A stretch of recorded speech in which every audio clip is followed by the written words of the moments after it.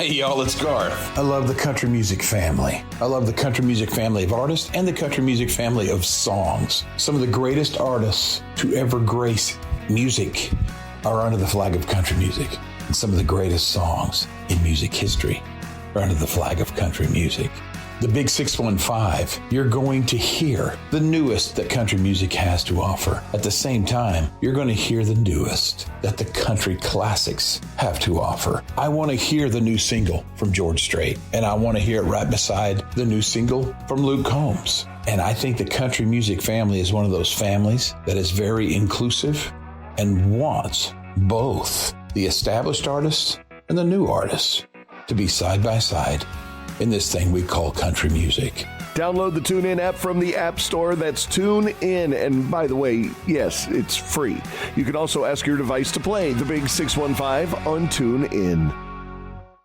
Dealing with an accident and injury claim can be overwhelming. Let Phillips Law Firm fight for you. We understand the pain and suffering, and we're here to guide you through. Call 1-800-JUSTICE today for a free case review, or visit justiceforyou.com and let Phillips Law Firm help you on the road to recovery. Hey, it's Mike Hawk. Join me every Thursday at 1 p.m. exclusively on the Odyssey app as we go live with Odyssey. Join in on the action as we cover interesting facts, top 10 lists, and some fun new games. Follow the Men's Room page on the Odyssey app and join in all the fun Thursday afternoons at 1. Unfortunately, what you're about to hear is real. The members of this radio program are simply not that bright, or what some people would call educated. They are merely stupid. They're not trying to offend anyone on purpose. And all have played doctors on TV. You have been warned and are cordially invited to join the party. This is the Men's Room. Forget it, man, and get with the countdown. Get with the countdown. Shake this square world and blast off for Kicksville. The trippers, the grasshoppers, the hip ones, all gathered in secrecy and flying high as a kite. This is the Men's Room with Miles and Thrill. You know what they say, shake your radio more than 3 times, and you're playing with it. You're listening to the Men's Room.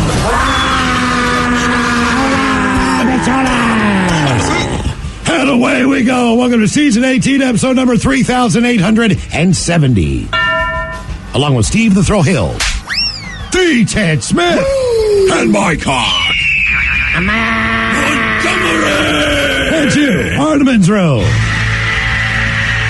On tap today, the return of Who Sucks Less. We will play Profile This. Plus headlines, a Men's Room shot of the day, fun with listener emails, and everyone's favorite, TV Time with Ted. Click, clack. Drinking the drunk. All right, here we go. Philly bank robber demands cash while forgetting to pull his mask over his face.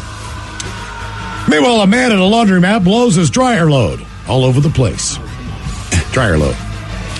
5-year-old on mom's phone orders $3,000 worth of stuff from Amazon Prime. If you take home 30 pounds of weed you found, I hope that's not a crime. And a PA man, he steals a school bus and puts a dead deer inside.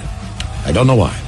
That is all coming on today's very special episode of The Men's Room. And now, here's the question. Hola, bitches. Good day to you and yours. All right, people are arrested every day. We know this. Murder, theft, DUI, assault, arson, domestic violence, fraud, perjury, disorderly conduct, drugs, and on it goes. Now, those are the crimes that we expect to hear about. But every once in a while, you hear about an arrest, well, it just leaves you shaking your head or doing the old face palm. For example, a fugitive from New Jersey was arrested in Florida. Now, admittedly, I've never been a fugitive, but if I were, I would do what I could to keep a low profile. So what I would not do is ride a motorcycle with a fake license plate. But if I did have a fake license plate, it would not say bend over. But that's what this guy did, and that's why he was caught and arrested. Then there's the guy in Ohio who attempted to hire a hitman. Now, I've never tried to hire a hitman either, but if I did, I would not leave voicemails. But if I did leave voicemails, I'd at least make sure I had the right number. This guy did not call the right number and left 2 voicemails at random businesses. That's why he was caught and arrested. It's almost like people want to get arrested, right? Why else would someone call for an ambulance only to get naked and masturbate in front of the paramedics? Like, that was the entire plan. Or, as Miles pointed out, why would I steal a school bus with a dead deer inside? or pull a knife on a guy that complained that I farted too loudly. But all of these things have in fact happened. And that is what inspired today's question, fill in the blank style.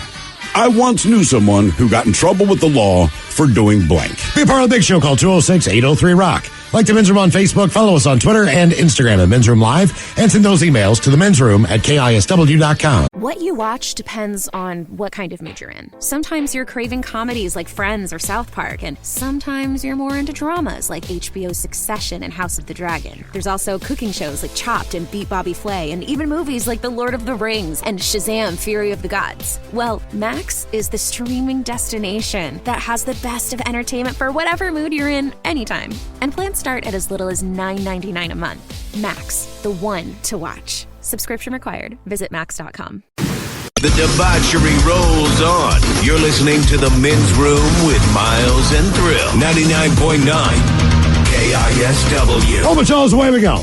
Welcome to Season 18, Episode number 3,870. What a large and in-charge program we have for you today. Guaranteed future repeat. The exciting return of Who Sucks Less. Steve, you bring us 3 stories from the news. I don't know where you find these news stories with people doing bad stuff, but somehow you find them, and you pit each story against each other. It's up to us to determine, out of the 3 stories, which one sucks the least. How are we looking this week? It's not the worst, but as human beings, we could do better. That's probably the best way to put that. Some things are just kind of petty. Other things, you just say, what were you thinking? You know this wasn't a good idea, but you did it anyway. There's a whole lot of that in the news. What in the hell were you thinking? How did you think you could get away with that? I mean, why did you think this was a good idea? What was your plan? That actually plays in today's question. It really does. Some of the dumb ass stories. Like, people get arrested all the time, but sometimes you go like, really? What was your out? What was the game plan? What was the getaway? Yeah, totally. Yeah. Who Sucks Less coming up. What else do we have for you today? The exciting return of the Men's Room Happy Hour every Monday through Friday at 6. You get more Men's Room with the Men's Room Happy Hour. And today we're there for episode number 364. There is a Men's Room page now up on the Odyssey app. Yes. It is just this easy. You just go and download the app. Absolutely free. Do yourself a favor and sign in. And then check out the Men's Room page. All of our podcasts are on there. The daily podcast that we do. Listen live at KISW.com. All that is on one page, including Men's Room Radio, a brand new channel. Yes. We actually have a listener that submitted some ideas after listening to the Men's Room Radio channel. Well, like who picked which song? Well, we all got a chance to pick, I believe it was 25 songs, if I'm not mistaken. That is correct. And so people are kind of taking their stab at who picked what song. Okay, you know what? And I know the 25 that I picked. Miles, I can usually peg you, but I got to be honest, man.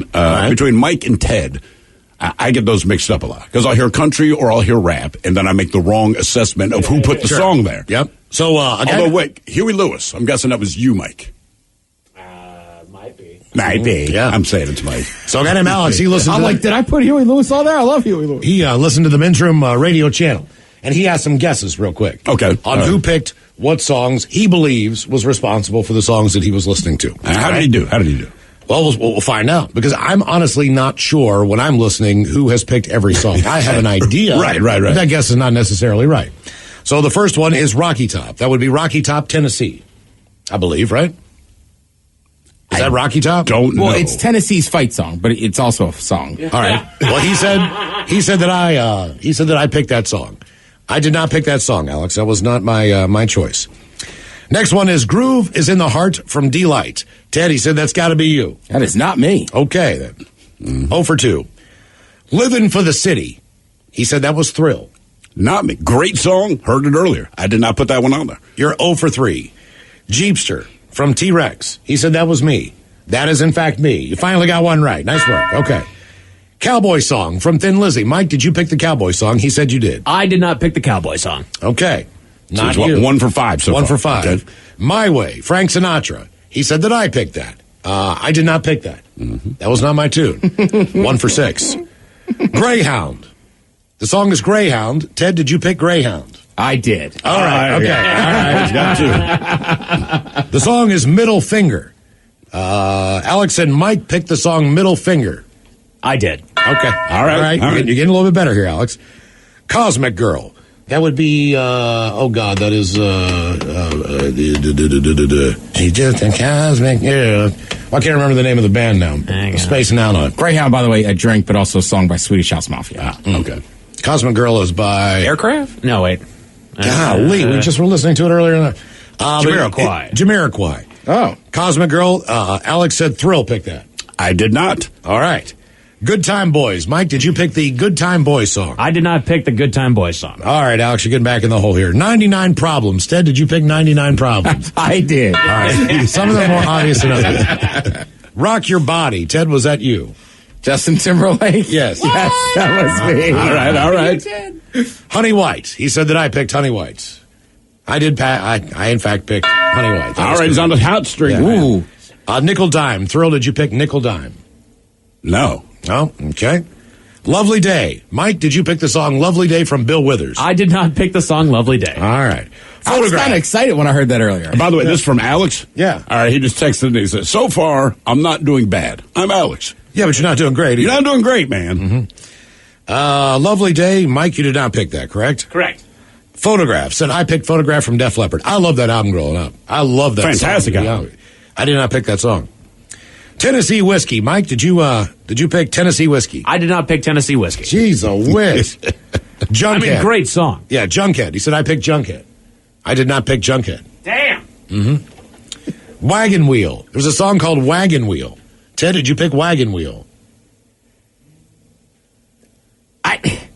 There's a couple of different versions of it. Yeah. Is that Darius Rucker? If it's there, no, that is not me. Okay. That's not you. You didn't do the other one either, Ted. That All was right. I just wasn't sure if I picked a Wagon Wheel. Nope, there's only one Wagon Wheel. Yeah. That song's been covered about 1,000 times. How about the Charade? Ted, did you pick the Charade? No. All right. Okay. Oh, So how many did he get right? I don't even know what that song is. It wasn't bad. I mean, it didn't do bad. But I'm telling you, when we listen to the channel, it takes us a little bit of time. We have a guess, but that doesn't mean it's always right. Yeah, I've been screwing up left and right. He got me. Miles, I can peg pretty well. But others, man, I'm telling Ted, you and Mike, I'm just like, Mike, is this you? He's like, dude, that's Ted. I'm like, you got to be kidding me. He did give me one more on Twitter. I won it that way by the Backstreet Boys. Okay. Yeah. Is that you? Yeah. You put that on there? Hell yeah. It's the Backstreet Boys. You know, Ted. If you told me the band, I might do better guessing. Men's Room Radio channel, by the way, on the Odyssey app is one of the most unique channels I've ever heard in my life as far as the variety is concerned. You might not like a song, but you'll like the next one. Yeah, and I told Mike when I came in here to start doing the Facebook video with him, I was like, man, there's bangers in there. Yeah. I didn't want to leave the office. There are some really good tunes, man, but I will say it's a little weird to hear Ministry, Burning Inside, right? High-powered, high-octane song. And then it goes into the Green Bean song. I'm like, Jesus H. Christ, man. I'm man. Yeah. Download that Odyssey app. Check out the Men's Room Radio channel if you get a chance, and enjoy some tunes there over the weekend or whatever. Men's Room Happy Hour coming up as well at 6 o'clock as we go live with more Men's Room. And today on the question, let's see. We start here. A man from New Jersey was down in Florida. 20-year-old guy named Justin Miranda.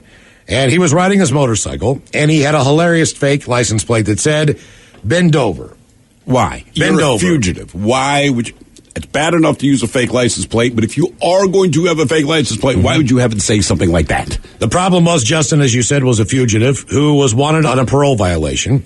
Some officers noticed his vanity plate and thought it looked fishy, and they went to pull him over. So Justin sped away from them, leading cops on a brief chase. He blew through red lights. He ended up crashing his bike. Sounds like he'll be fine, but he did need to be hospitalized from the wreck.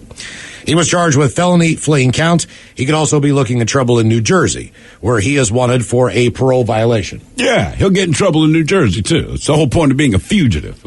So now you got 2 states that you have to deal with. Have you ever been at a party and someone casually mentioned that they were wanted by the police? No. I've had that scenario before. At a party in Annapolis, Maryland. I was talking to a guy, and the cops pulled up in front of the party. All right. And he said, are those the cops, or is that a fire truck outside? And I walked outside, and I was like, oh, that's the cops. And he said, I should leave. I'm wanted. And I said, okay. And the guy left. And he walked out the back door, and never saw him again. Cops just came in, turned the music down a little bit. We turned the music down. No big deal. Did they come there looking for him, or was it just that the music was I think it was up? just a noise complaint. Okay. But he was still like... But either way, that guy was gone. That guy also had a stash of drugs on him as well. He was the main provider for said party that we were at. Aha, I see. Right. I and see. he was associate of the person who invited me to said party. I got you. We were going there to score some maybe hallucinogenics, I believe was the story on that. We did not get the hallucinogenics. We did not get the deal done before the cops showed up because he was waiting on his guy. I see. All right. For what we wanted. I like that he just told you, like, yeah, I should go. Not for what he had. He had things on him, but we did not want what he had. Right. Because he had some heavy duty stuff on him. So it was not like, we're not getting into that. But that was kind of a crazy one. It's a little weird. Mm-hmm. It's a little weird. I was like, I've never known anybody who was wanted by the cops before. I think that's what I told my buddy. You probably have, but most people don't tell you that. Well, you know what I mean? It's not something you bring up in conversation. You know the cops are looking for him. That's the thing. The greatest criminal mastermind in the world. We don't know who that is. Mm-hmm. They might not be around anymore. They might be active right now. They might be pulling stuff off that you cannot believe. But if they are good at what they do, we never know their legacy. We never know what they've done. And they've gotten away with a lot of crap. If you keep your mouth shut. If you can pull it off, and a lot of people have, there's a lot of people walking around that have done things that they have never been caught. But there's a difference between being caught and not. So the best criminals out there who've pulled up the craziest stuff are walking around in the streets and no one knows what they've done. Absolutely. Your best criminals are not in jail. Yep, without question. I'm trying to think, I've definitely been at parties where somebody had a warrant, but the cops weren't actively looking for him. Right. And that was the case with me. So I don't believe that they were there for him. They were just there to tell us, turn the music down. Not a big deal. I've never met anybody like it's on the lam. Yeah, I've known a couple of guys with warrants, but same thing. Like, if they don't get into trouble, then the cops aren't going to know. They're not really looking for you. It doesn't matter, but they were aware that they had warrants. Because they would tell you things like, hey, man, driving the speed limit, you know what I mean? Dude, hurry up. Like, nah, man, I got warrants. Like, oh, Jesus Christ. Well, I mean, if you just don't show up to court and stuff, you'll get a bench warrant. That is for sure. Yeah. We stay in Florida for a Florida woman charged with threatening a man with a knife. I had a bench warrant. I'm not a hardened criminal. Why'd you have a bench warrant? Did you just miss a court case? Or? No. This is the most pathetic tough guy story ever. I'm not a tough, I just had a bench warrant because I was boating in Deep Creek Lake, Maryland. The cop pulled us over. There was something wrong with the register. It wasn't my boat. I didn't know you needed a boating license. Okay. So they gave me a ticket. The time I was like 18 or 19, so I didn't have a checkbook. And I was like, Mom, can you write a check? And she was like, sure. She never wrote the check. And then I had a friend of a friend who was a cop, and he was like, we were joking around one day, and he's like, let me run your record. And he's like, you got a bench warrant out? And I was like, no. And he's like, yeah, you do. And I was like, all right, what do I do? And he's like, just walk into the courthouse with the money, and they should clear it. So did you have to drive all the way back up there to do this? No, I just went to the courthouse in Hyattsville. Okay. So you don't have to go to you just go to any courthouse, and basically that'll take care of it? That's how that worked out. Okay. Thank God that guy told me, because if I gotten pulled over by just a guy on regular duty, I'm pretty sure they have to take you to jail if you have a warrant. Yeah, and you wouldn't know. Right, I had no idea. I don't have a warrant. Come on, man. Run it again. You got your things messed up. It just seems like it'd be worth checking just to make sure. But I guess you can't ask a cop to do that because then he's going to arrest you. Yeah, if he's like, yeah, I'll do that for you, man. But you don't get arrested. He has to come up dirty. It is odd to me that I got in other trouble that I probation before judgment, PBR'd something. But that pleading guilty to that damn ticket still shows up on my record. Oh, it'll be there for the rest of your life. Mm-hmm. Yeah. Count on it's just wild. It's funny. I had a legal situation at some point, but you pay a little extra money and it gets expunged from your record. Don't believe that.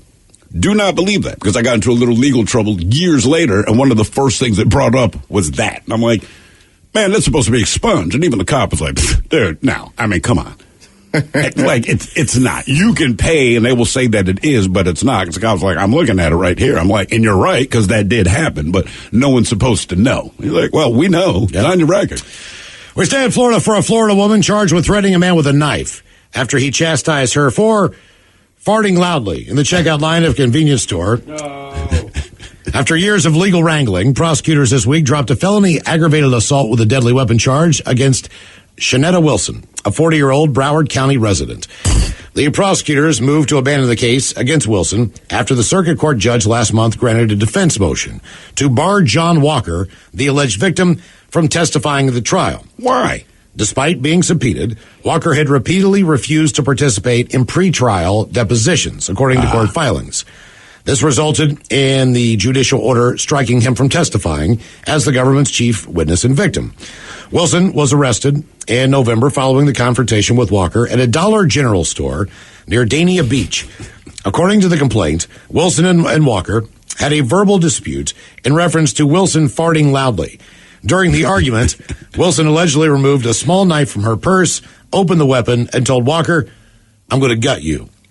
Walker told cops that he feared being stabbed by Wilson when she pulled back her right hand with a knife as if she was going to attack. Wilson, by the way, is a mother of 4, subsequently arrested after Walker identified her to police. Wilson pleaded not guilty to the assault charge. She does have a rap sheet that includes convictions for battery, theft, marijuana possession, violating probation, and possession of cocaine with intent to sell. But the reason for the argument, she farted loudly at the Dollar General. The guy behind her in line was not happy with that. A confrontation ensued, and she got arrested for brandishing a knife. Again, I know people get upset. People go crazy. It's not worth. Luckily, not luckily. She ended up not going to jail, but she still got arrested. Like, is it worth getting arrested for that? You know, just like, hey, man, sorry I farted. But that is the reasoning. Because you farted. You farted, right. You've now... And somebody commented. You've now been arrested. And look, I'm a massive farter, but I do try to be... Look, I don't care about you guys. Obviously, I'll fart in the studio openly, but we got on the elevator last week. And it was me, Miles, and VD. And then the guy we don't know also got on the elevator. He gets off on like floor 7. No big deal. But I said to VD, man, I wish that guy hadn't gotten on the elevator because I was about to fart. And he just started laughing. I said, sir, I held the fart in because this stranger was on the elevator. So I do try to be, somewhat courteous about when and where, if it's going to make noise. I mean, look, if it's going to be silent but deadly, I'm going to let it go because you can blame that on anyone. But in a convenience store line, I wouldn't just... Yep. After summoning an EMT crew with a complaint of shortness of breath, another Florida man got fully naked in the rear of an ambulance and began masturbating in the presence of first responders.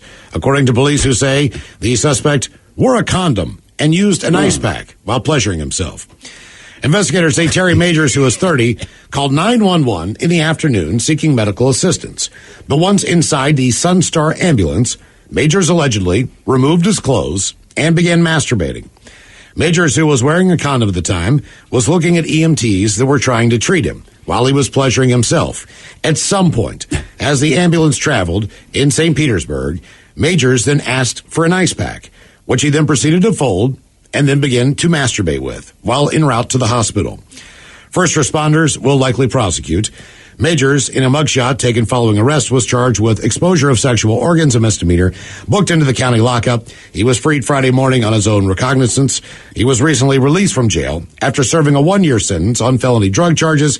He was busted for selling crack cocaine to an undercover cop, and he previously served time in state prison for burglary. But he's the one who called 911.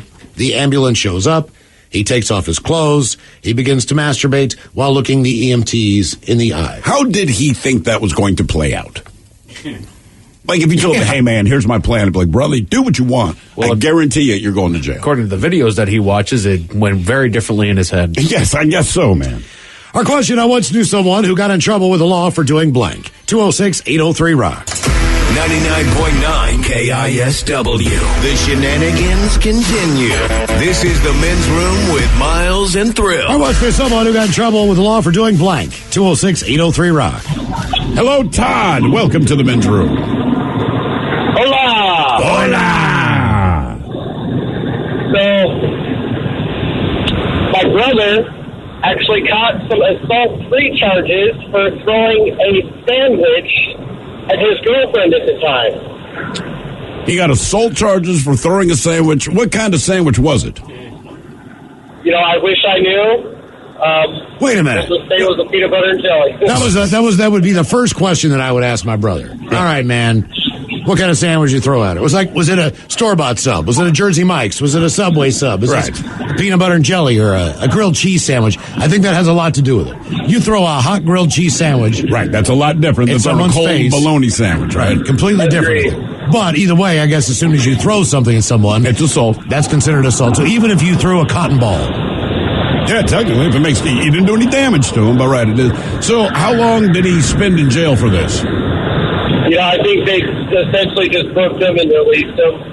All right, was this his girlfriend or wife? It was his girlfriend at the time. I successfully, for a brief moment, talked him out of marrying this gal, but he still married her. And how did that work out? Well, I'll just tell you, years down the road, she ended up kicking him out of the house and leaving him homeless on his birthday, and he's since gotten back with her. He got back with her? Yeah. Man, what do you think is going on here? What is your honest deduction and why he is so addicted to this person?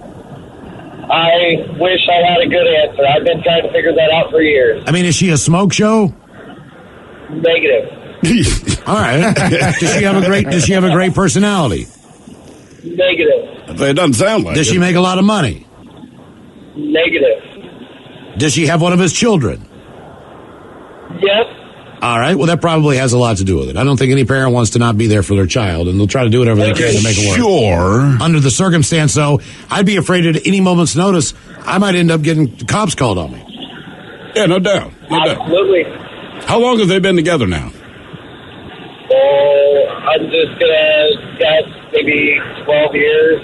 All right. Now, do you ever have to interact with her? No, I've pretty much severed ties with her. So do you still talk to your brother? Yes. So how awkward is that? They're a few states away, so it's not as awkward as it could be. Okay. I would never call the cops if someone threw a sandwich at me in my home. I would not be happy about the situation. You're not happy about it. I might go take a walk and leave for a little while. I might go someplace. I might go see one of my friends and hang out with them for an hour or two. Just be like, I don't need to be there. This is not a good situation. I mean, like, how many times have you had something thrown at you? Oh, I mean, a lot. It's countless, right? You know what I mean? Phones. I mean, you name it, man. Look, I've had phones chucked in my head. I've had my car keys chucked in my head. Right. I mean, I don't know that I've actually had something thrown at me. Really? It's interesting. No. Well, the thing with the car keys was they whizzed right over the top of my head at a bar and smacked into the wall. But when they smacked into the wall, it broke the ring. So all the keys. It was one of those where you twist in like a little loop, and the whole thing went. Psh, so I had to crawl on the floor of a bar and try to find flat keys in a dark room. How many people are at this bar? Probably at least 10. Yeah, I mean that's at a the bad end of look, the bar, man. And it went over like a couple other people's heads too, like zzz, pow. And I looked, and I didn't realize what it was at first. Yeah, I did not see the object being hurled at me. And then you didn't even know it had been thrown at you. I did not know the person was in this bar to be able to throw the keys at me. So I was looking forward. Right. They had walked in, zapped the keys. They flew over top of my head, hit like a blackboard behind me where all the specials were as far as the food items go and the beers on tap. Like where they really did a nice job with their, writing skills. Yeah, of course. It looked really, really nice, but it left like this poof mark on the blackboard. What's the story of how the person ended up in the bar throwing keys at you? Well, I was at a dinner with this person, and it was not the evening was not going well. Okay. So I decided that I was probably it wasn't in the best interest of me to be in this situation in public. Yeah. So I said, listen, let's not do this. Let's wrap up what we're doing. We'll just close out on these drinks. Maybe not eat dinner here together. And I'll tell you what. You drive home. I'm going to walk. So. On the way home, there was another bar, so I decided before I went home, I was going to stop and get a beer. And I'm pretty sure this person knew where I was going and what I was up to. So then my car is now parked in front of this bar as the keys are being thrown at me, and then this person decides to then walk home on their own, leaving me with my keys all over the floor and my car. Good times.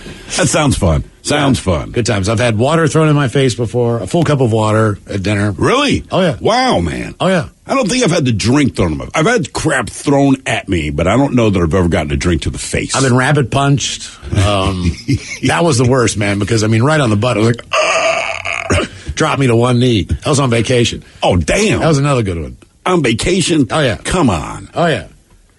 Well, sometimes you go out with a feisty one. Yeah. But I never would think Sounds like you have a type. I don't think I would never think to call the cops. No. All right, one more question. Let's narrow it down. Yeah. Have you dated somebody that hasn't thrown anything at you? Good question. That hasn't thrown anything at me. Like, seriously, dated? No, I had a woman that tried to run over me in my driveway. Oh, you were dating this person? Nah, married. Oh, Jesus Christ. Yeah, this is back in Baltimore. That was not good. So it's fine. Yeah, well, here. They tried to run you over. They tried to run me over with Ford Taurus.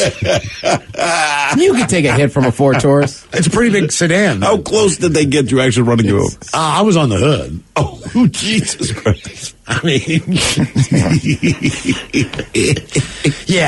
I had a highlight reel, man, right. You would understand why I do not do well in relationships. It could just be like one hit after the other, like, oh my God, dude. Yeah. They tried to run you over. In my own driveway with a Ford Taurus. Well, here was the situation. Oh, man. That person should not have been leaving the home under the circumstances based on their inebriation level. Okay. So I was trying to stop them from leaving the house when they were drunk and driving. Right. So I got in front of the car because no matter what's going on, this is not a good scenario. This person was in a heightened state and was not having a good night. And I said all the wrong things. You need to calm down. All right, immediately. I just threw gasoline on a fire, As soon as I said calm down, the whole thing went up like, I don't need to stay here. Like, look, you just need to go to bed and you just need to sleep it off. I'll sleep in a different room. No big deal, whatever. I'm leaving. So hear the garage door go up because I thought they were in bed and ran out there and then tried to stop the car and they tried to run your ass over. That didn't work. So I was like, dude, it's a company car, man. You don't want to wreck this thing. Oh, what, your company or theirs? No, theirs. But still, you don't want to wreck. Yeah, you want to be out drunk in a company car. Wreck the company car. Run my ass over. Once I knew someone who got in trouble with the law for doing blank. 206-803-ROCK. Hello, Juan. Welcome to the men's room. Hola, bichola. Hola. A friend of mine got he got popped by DEA with 4 kilos of coke. The deal was 10 kilos, but he took 4, said, pay these and I'll go get the other ones. The DEA said, flash the badge and said, don't worry about the other 6, we'll get them later. He did 10 years in New Jersey. Ooh. Wow. Well, man. you know what, man? As far as the number of people that I knew on the East Coast that did cocaine, the majority of my friends, and there's a lot of people from New Jersey who go to other universities. Yeah. Their schools are kind of hard to get into, and they're a little bit more expensive. So if you go anywhere on the East Coast, there's a ton of people from New Jersey in any college you would go to. Community college, junior college, doesn't matter. They're all there. Well, the majority of those people, I mean like 90%, that was their drug of choice. Oh, absolutely. Where me and my friends were trying to score some weed all the time. The New Jersey guys, they were running pretty fast. And they would even drive home. It wasn't that far of a drive home. They would drive to New Jersey, for a night, pick up their cocaine, drive back, and sell it to all their friends. Right now, he's over there in Mexico, deported, because the last time he got popped, good thing I partied the night before, because I would have probably got popped, was 2 tons in Tucson with weed. And that's how he ended up getting deported. So he did his time here for 10 years and then got deported? No, he got deported, then he crossed back, and we met up again, and then the last time was, what was it already? 20. How old am I? I'm 45. So 15 years ago, he got deported. He got caught 2 tons in Tucson. And then that time he did get deported. 2 tons. Do you believe he's still in Mexico, or do you think he made his way back to the U.S.? No, he's in Mexico. I send him cash every now and then, help out the poor dude. We've been friends since we were like 15, so, How many times? We the cops when we were young. Jesus. And then he's gotten popped a couple of times. But yeah, they finally ended up deporting him. Man, I don't think I've ever known anybody to go down because of drugs. Let me think. Not that I know of. Nobody that I ever interacted with at the time. Maybe after the fact and I didn't know about it. Ironically, I knew a guy from New Jersey who went down for drugs. Yeah, same thing. He sold a lot of coke. Actually, sadly, he's not here anymore. Well, I do know one person that I worked with who was arrested under cocaine. But that was because they were driving naked in D.C. Was that the guy who masturbates with oil? What was his deal? Like, he just did this on the regular, right? He would go on a cocaine bender, but for whatever reason, he liked driving naked. And he would cover himself in baby oil. Don't ask me why. That was just how he was busted. His mugshot, he is covered in baby oil. Because he showed it to me. And I'm like, why? I would not share this information. Because I asked him where he'd been for the past 2 weeks. I mean, I'd say, yeah, man, I got arrested, moving violation. I don't know. I got naked, covered myself in baby oil, but he was just cool to talk about it. He was fine. There was a lot of weird stuff that went down with that guy before he was fired. One morning, he had a window on his door of his office. Yeah. One morning, I got in there because I was helping with the morning show. Like I got in at 5:00 in the morning, and went back to my office, which was across the hall from his. His light's on. I look in. There's Gary just going to town on himself. But the worst part about it was then they. So he was the head engineer. Okay. Of the company I was working for, and they take care of all the maintenance on all the equipment in the radio stations, everything from the boards that you run to any computer systems to the tower that you'll see on top of Tiger Mountain and everything else in between. This is what they do. So that was Gary's job, filing stuff with the FCC, blah, blah, blah, blah, blah. At some point in time, after 2 or 3 things that went wrong, and a couple of them, I'm not even sure exactly what he did, but I know that he did not file the license for the radio station with the FCC. That's a problem. Which is a huge requirement. Yeah, it's kind of a big one. Yeah, he tripped up a number of times, other than his personal stuff. So they get the keys from Gary, and like anything else, this is just like 2 dudes who own a radio station. It's not like some giant company. They own a local radio station. They run it. That's the only 2 radio stations they have. You've got one guy who goes to work and one guy that finances the deal. Okay. All right. So they go to the tower. Now, the tower typically has a transmitter on the inside of it. Mm-hmm. So if you're going up to Tiger Mountain, there's 4 or 5 radio stations up on Tiger Mountain. Right. There's a building for each of them. You can go in. There's transmitters that they fiddle with and everything else. So when Gary leaves, they have to go up to the transmitter and just check it out and see most of the files up there, logs, all these different things. Yeah, of course. All kept at the transmitter site. So I don't remember who it was, but they got Gary's keys and they went up to the transmitter. Now, Gary had he had created a den of pornography within the transmitter building. So you got huge transmitters and everything else. But he had a lazy boy recliner. Oh, my God. He had basically the equivalent of a TV tray that you would eat off of with a small color television on it and a VCR underneath it. He had stacks of VHS porn everywhere. He had pictures up of everything from Snap-on Tool Girls to actual centerfolds. I mean, it was a wall of porn. And then Gary, I like that he had a recliner. And my general manager told me, he's like, Bob, he's like, hey, he had a box of tissues. Oh, my God. There was a thing of lotion, like pump lotion, and his lazy boy, and then the TV. And he's like, I look at this setup, and I'm just like, oh, my God. Oh, my God. So anyway, long story short, they could not find Gary for a while, but they still could not find an engineer. Okay. So Gary reapplied for the job 6 months later, and they rehired his ass.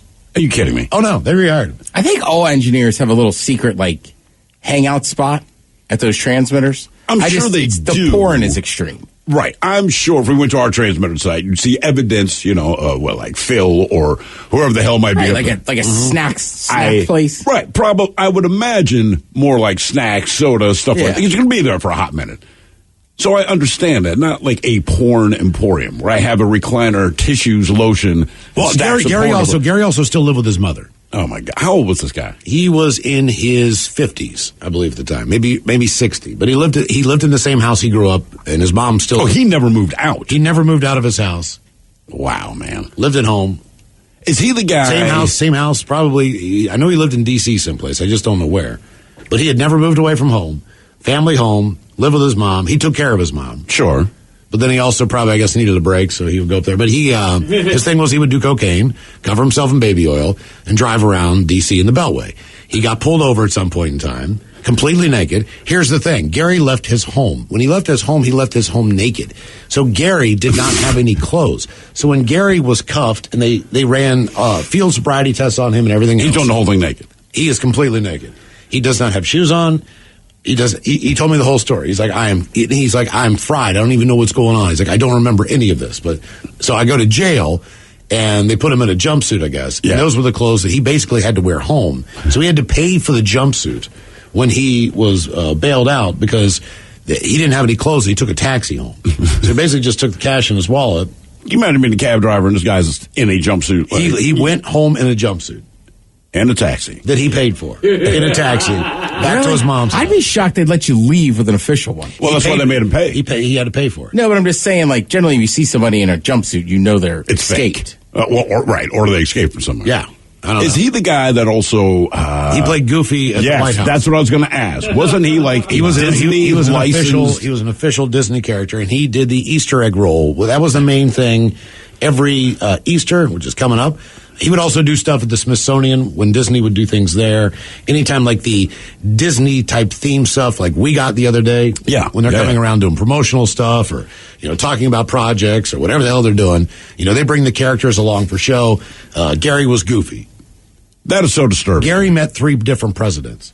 Gary has pictures in his office of him with the president of the United States dressed as Goofy. Now, you'd think that's just the president with Goofy. But when you know Gary and you know the fact that you can go in his trunk and lift up the head and he's got a Goofy costume back there, you know for a fact it's him because he always kept it in the trunk of his car. And that was one of the weird things about He should have worn that home. That was one of the weird things about his arrest. He actually asked if he could wear the costume home.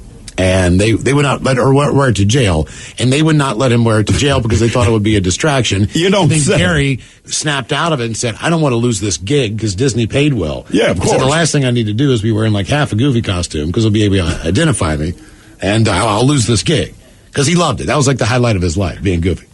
So the man who covered himself in oil, drove naked, and did cocaine was also Goofy at the Easter egg hunt. He was, yeah. Just keep that in mind. How times have changed. I mean, I guess Just no background with checks. computers, right, with background. You couldn't do that now. No. I mean, I tried to get a job at Disney World when I was like 18 or 19. Oh, yeah? And they were like, no. And based on just one incident? Oh, no. I hadn't been arrested. Just like, I just didn't have good enough grades and stuff. Really? Oh, so yeah. Disney, they even, that kind of like stuff. That Mickey we saw in here, like that Mickey travels around. Yeah. Because my mom's old boss, his sister was a Mickey.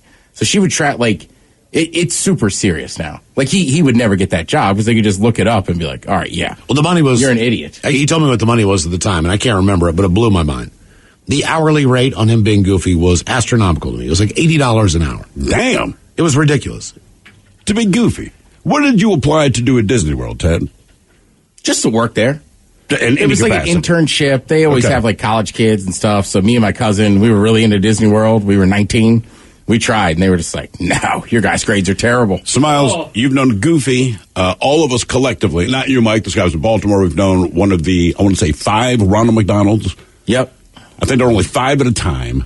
And again, just like the Disney characters, to be Ronald McDonald, McDonald's takes that very seriously. So you're one of 5. You could not reveal your identity. We only found out because the guy had done it in the past. Oh, yeah. It's like, oh, yeah, man, I was Ronald McDonald, 1 of 5, go to the same thing, and kids, Ronald McDonald House, all this kind of thing, all their big promotions. Mm-hmm. Kids are excited to see him.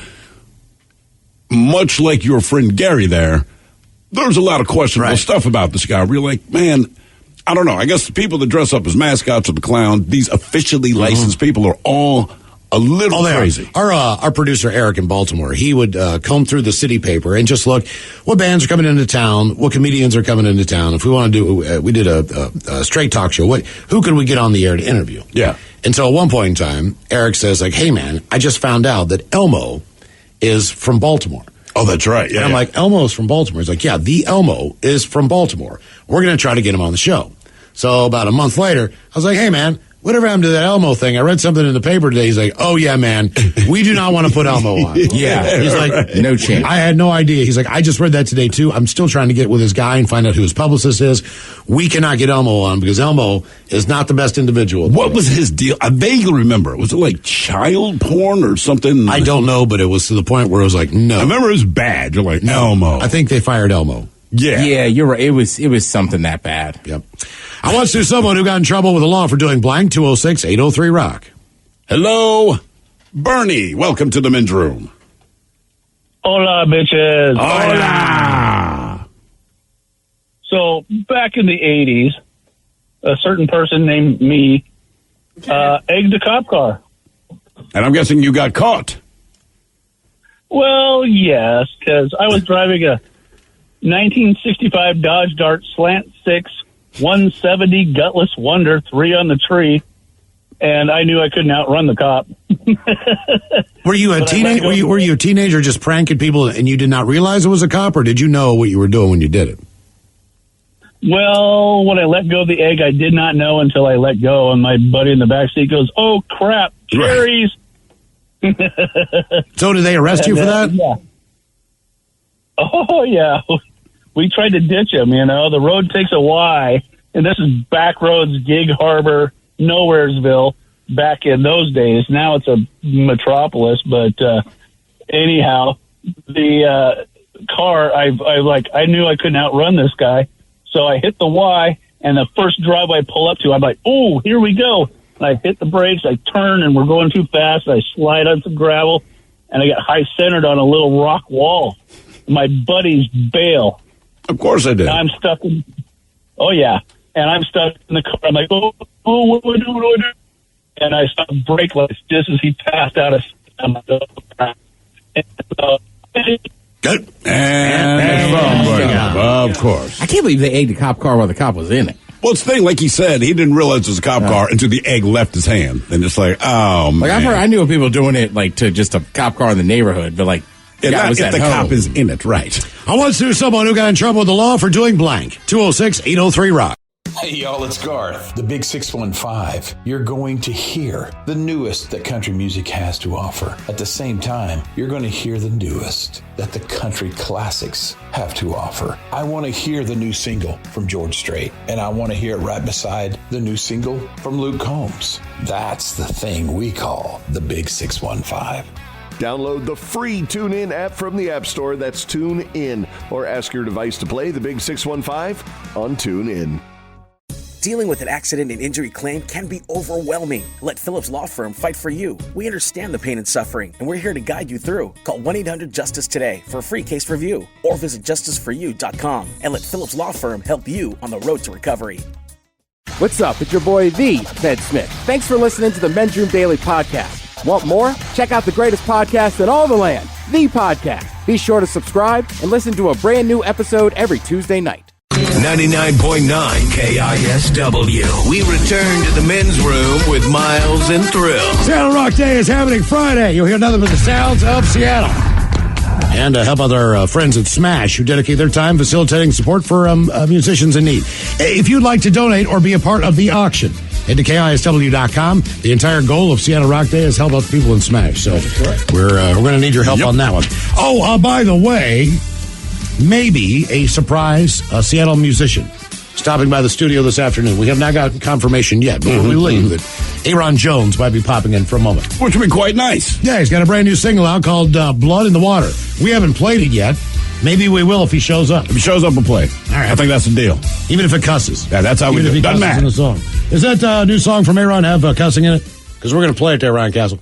If he comes in. But only if he comes in. He is bringing me drugs. No. Okay, all right. Jesus, man. What is going to happen Friday night? I'm getting worried. He is picking up drugs from me. No, he's not picking up drugs. No, the song's cool. I mean, look, we've been playing it for the last week or so. So, boy, I hope not. Yeah. All right. Sweet. Maybe Aaron Jones stopping by sometime on the program. Our question: I once knew someone who got in trouble with the law for doing blank. 206-803-ROCK. We asked this question today. This just popped up. Fresh headline from the Detroit Press. I'll just read you the first paragraph. A 6-year-old man was charged after using a frozen fish as a weapon during an altercation at a fish counter. You should have kept that for hit me with your best shot. Oh, man. You know what?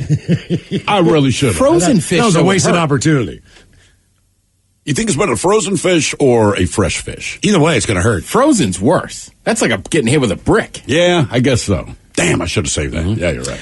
I once knew someone who got in trouble with the law for doing blank. 206-803-ROCK. Hello, Brett. Welcome to the men's room. Hola. Hola. So who got popped for what? This person was me, and I got popped for securities fraud for insider trading when I worked at Amazon. Ooh, all right. Something juicy. Insider trading. Huh. Now, was this on a stock purchase you made? So what I did, I worked in the finance team, so I had access to their earnings before the earnings came out. So I sold that information to a friend who traded on it. I believe I remember seeing this story in the news. You made the news, didn't you? Like kind of local news. There's a few articles definitely floating around the web, though. So how do they find that out? That's the question that people always ask the most. And long story short, he blackmailed his girlfriend who knew about the trade, and then she went to the FBI. Ooh. She blackmailed her in an unrelated case when he was going down for insurance fraud. This is my co-conspirator. All right. With your co-conspirator, I have to ask, what was the plan? Did he put the cash up front? Did you put the cash up front? Was it a 50-50 split? What was your plan to pull this off? It was supposed to be a 50-50. So he made $120,000 on the trade. I was supposed to get half of that, but he only gave me $10,000. And he kept the rest? He kept the rest. I didn't find out how much he made until the FBI arrested me. And so then you're like, damn, man, I was supposed to get more money. So how long after you guys coordinated this trade before the FBI came to you? It was a long time. So this happened April 2015, and the FBI came to me in 2017. Okay, so I was living in London at the time. Oh, really? Are you still able to do financial work, or are you completely barred from that?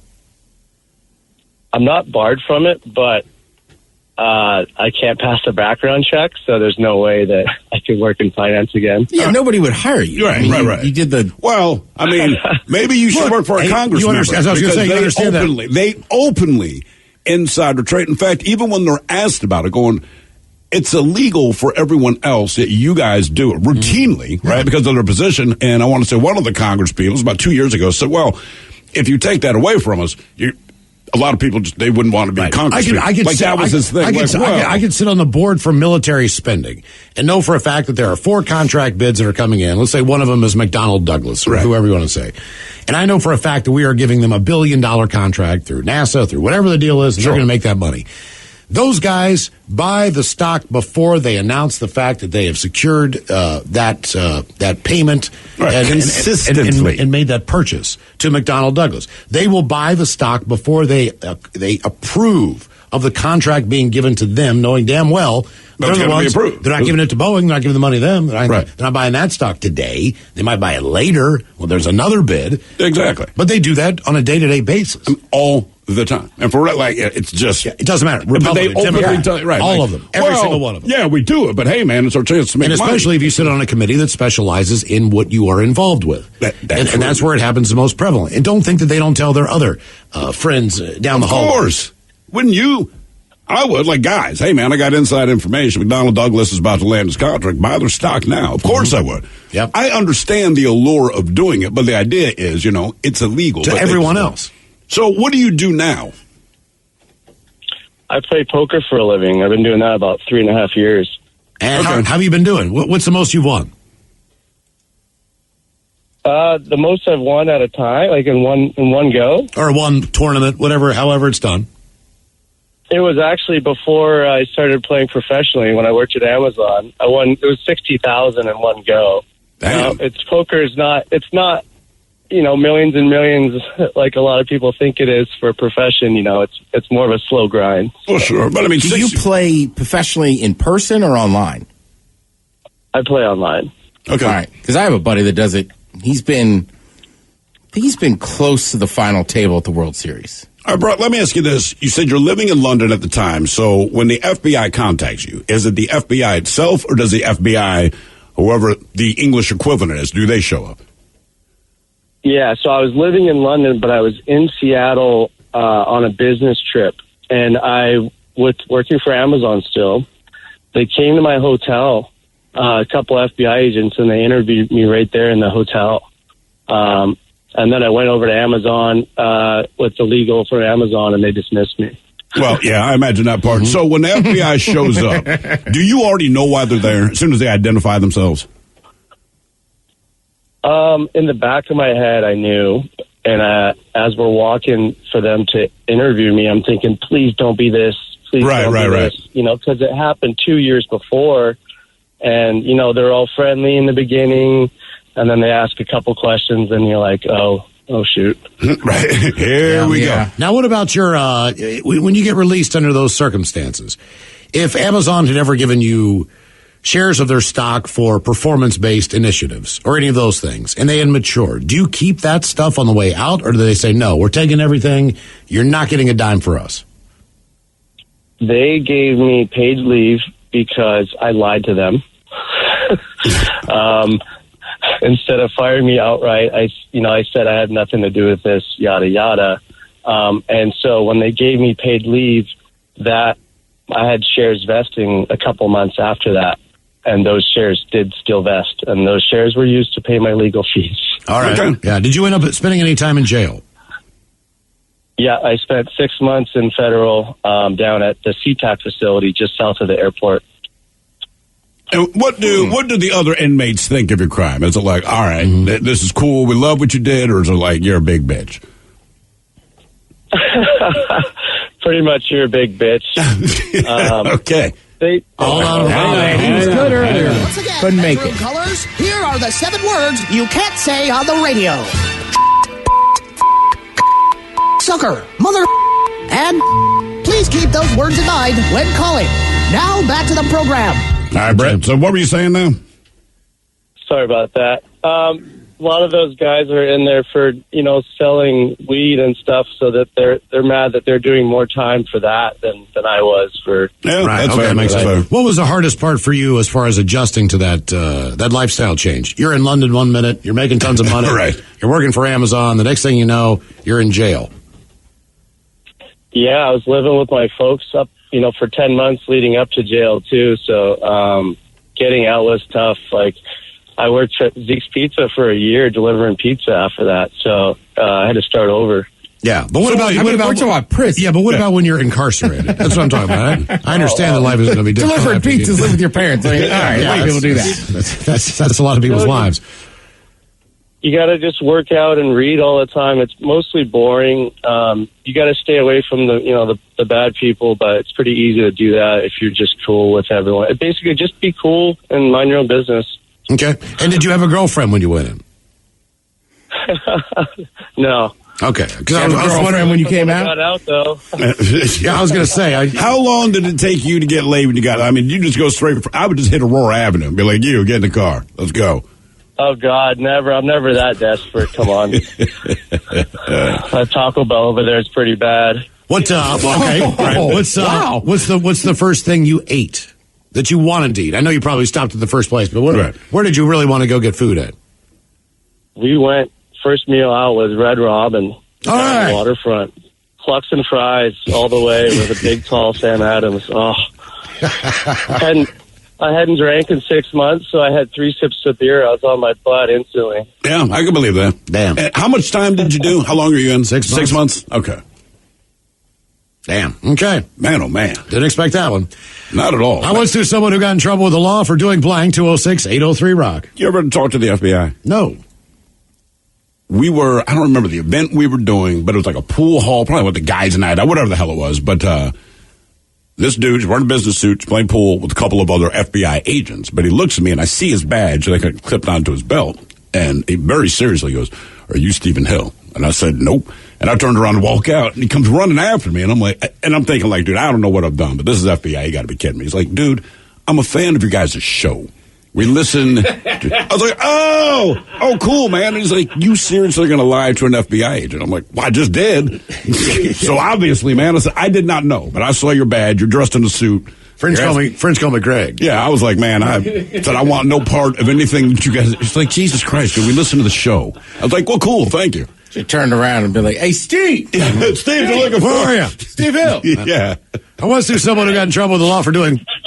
Good afternoon, gentlemen. Hola. Hola. So, my ex, she went to jail for trying to kill me with this beautiful clay lamp that was shaped like an owl. Like murderous beating that I received while I was asleep. What led up to this? Super long story short, like everybody says, she was taking some meds for like bipolar disorder. Okay. And one of the ones she tried just wigged her out. So I get off of work on overtime. I'm sleeping on the bed, and like my sixth sense kicks in and is like, "Open your eyes." And the moment I open my eyes, I just see a lamp just beating me in the face, and then I felt it. Jesus, man. Was this a big woman? No, she was maybe 5'3", 120 pounds. She was small, but she swung that lamp like a champ. She was strong. She was tiny. How many times did she manage to hit you with this lamp? Honestly, when the cops came, they like couldn't believe the state my face was in. She must have hit me like 20, 30 times. Who called the cops? I didn't want to my neighbors heard me yelling, and the thing is, I didn't want to like restrain her or fight back because I was so scared of going to jail. So I took like the first 30 hits on the chin like it was nothing because I was so terrified. And does she remember doing any of this? Oh, yeah. I mean, she definitely remembers. But the worst part is, even though she pretty much admitted to wanting to murder me, I stayed with her for like 2 more years. Wow. Why are you? So was it because of the meds? So the meds is what led her to do this, right? That's what you're saying? Oh, yeah. So is that why you chose to stay with her for another 2 years? Oh, no. So I already knew the relationship was bad, but the intercourse was fantastic. It's worth getting beaten in the head with a lamp 30 times where the cops don't even recognize you for that sex. Like, to be honest, yeah, like, anything would win. I'm talking lighting the monkey on fire, hitting it with a hammer, like, wild stuff. Well, it sounds that way. So what was the final straw? The final straw was, oddly enough, she lied about being on birth control, and that, like, killed it for me. That's what did it. You're shocked that woman lied? Not getting beaten with an owl-shaped lamp 30 times in the face, but she lied about being on birth control. I mean, my dad always told me that everybody takes one good whooping in their life, and that was the one that I got, so I figured it was out of the way, but... Well, did she get arrested? Oh, yeah, and me being a dummy, I went and bailed her out, and we hung out and all that. I ended up getting the restraining order lifted like an idiot. It was the power of that, you know? Power of the vagina, yeah. The Schwartz. Oh, yeah. All right. Terrible. Wow, man. Yeah, I can't imagine how good that was to put up with that. And I'm trying to think, have I been with anyone where if they beat me with a lamp 30 times in the face to the point that I'm unrecognizable, I'm still like, yeah, but that ass is just worth it. So far, no. 30 times? 30 times. I might take a few hits for a few people. I would take a couple punches to the face to relive a couple moments. I could take the punches to the face, but not a lamp to the dome. Man. I would put my hands behind my head. You get one shot, but then I get to relive that moment. I think that's fair. I mean, if you really want to hit me that bad. Right. But what about a lamp? Just one hit? I'm not taking a lamp to that. One hit. No. He took 30. This is one. Yeah, he almost died. You can recreate the I'm not moment, almost dying but she can hit you in the face with an owl-shaped lamp. No. All right. I'll take one swing. One good swing. Yeah, I'd take punches from a lot of people for that. Sure. The lamp, no. But if it's like, listen, you can sleep with me again if I can punch you What in if the face. Mike Tyson punches you in the gut? So it's not the face, because we know what a face shot can do. But the gut sometimes seems worse as far as how the blow feels. What am I getting if he punches me? Well, you get to be with the woman that your best sex ever. Your best sex. You get to, No. You're not taking Mike Tyson to the stomach? Nope. Think you'll rupture your kidneys or something like that? So just no. It's Mike Tyson. Right. Man, I think I'd take that shot.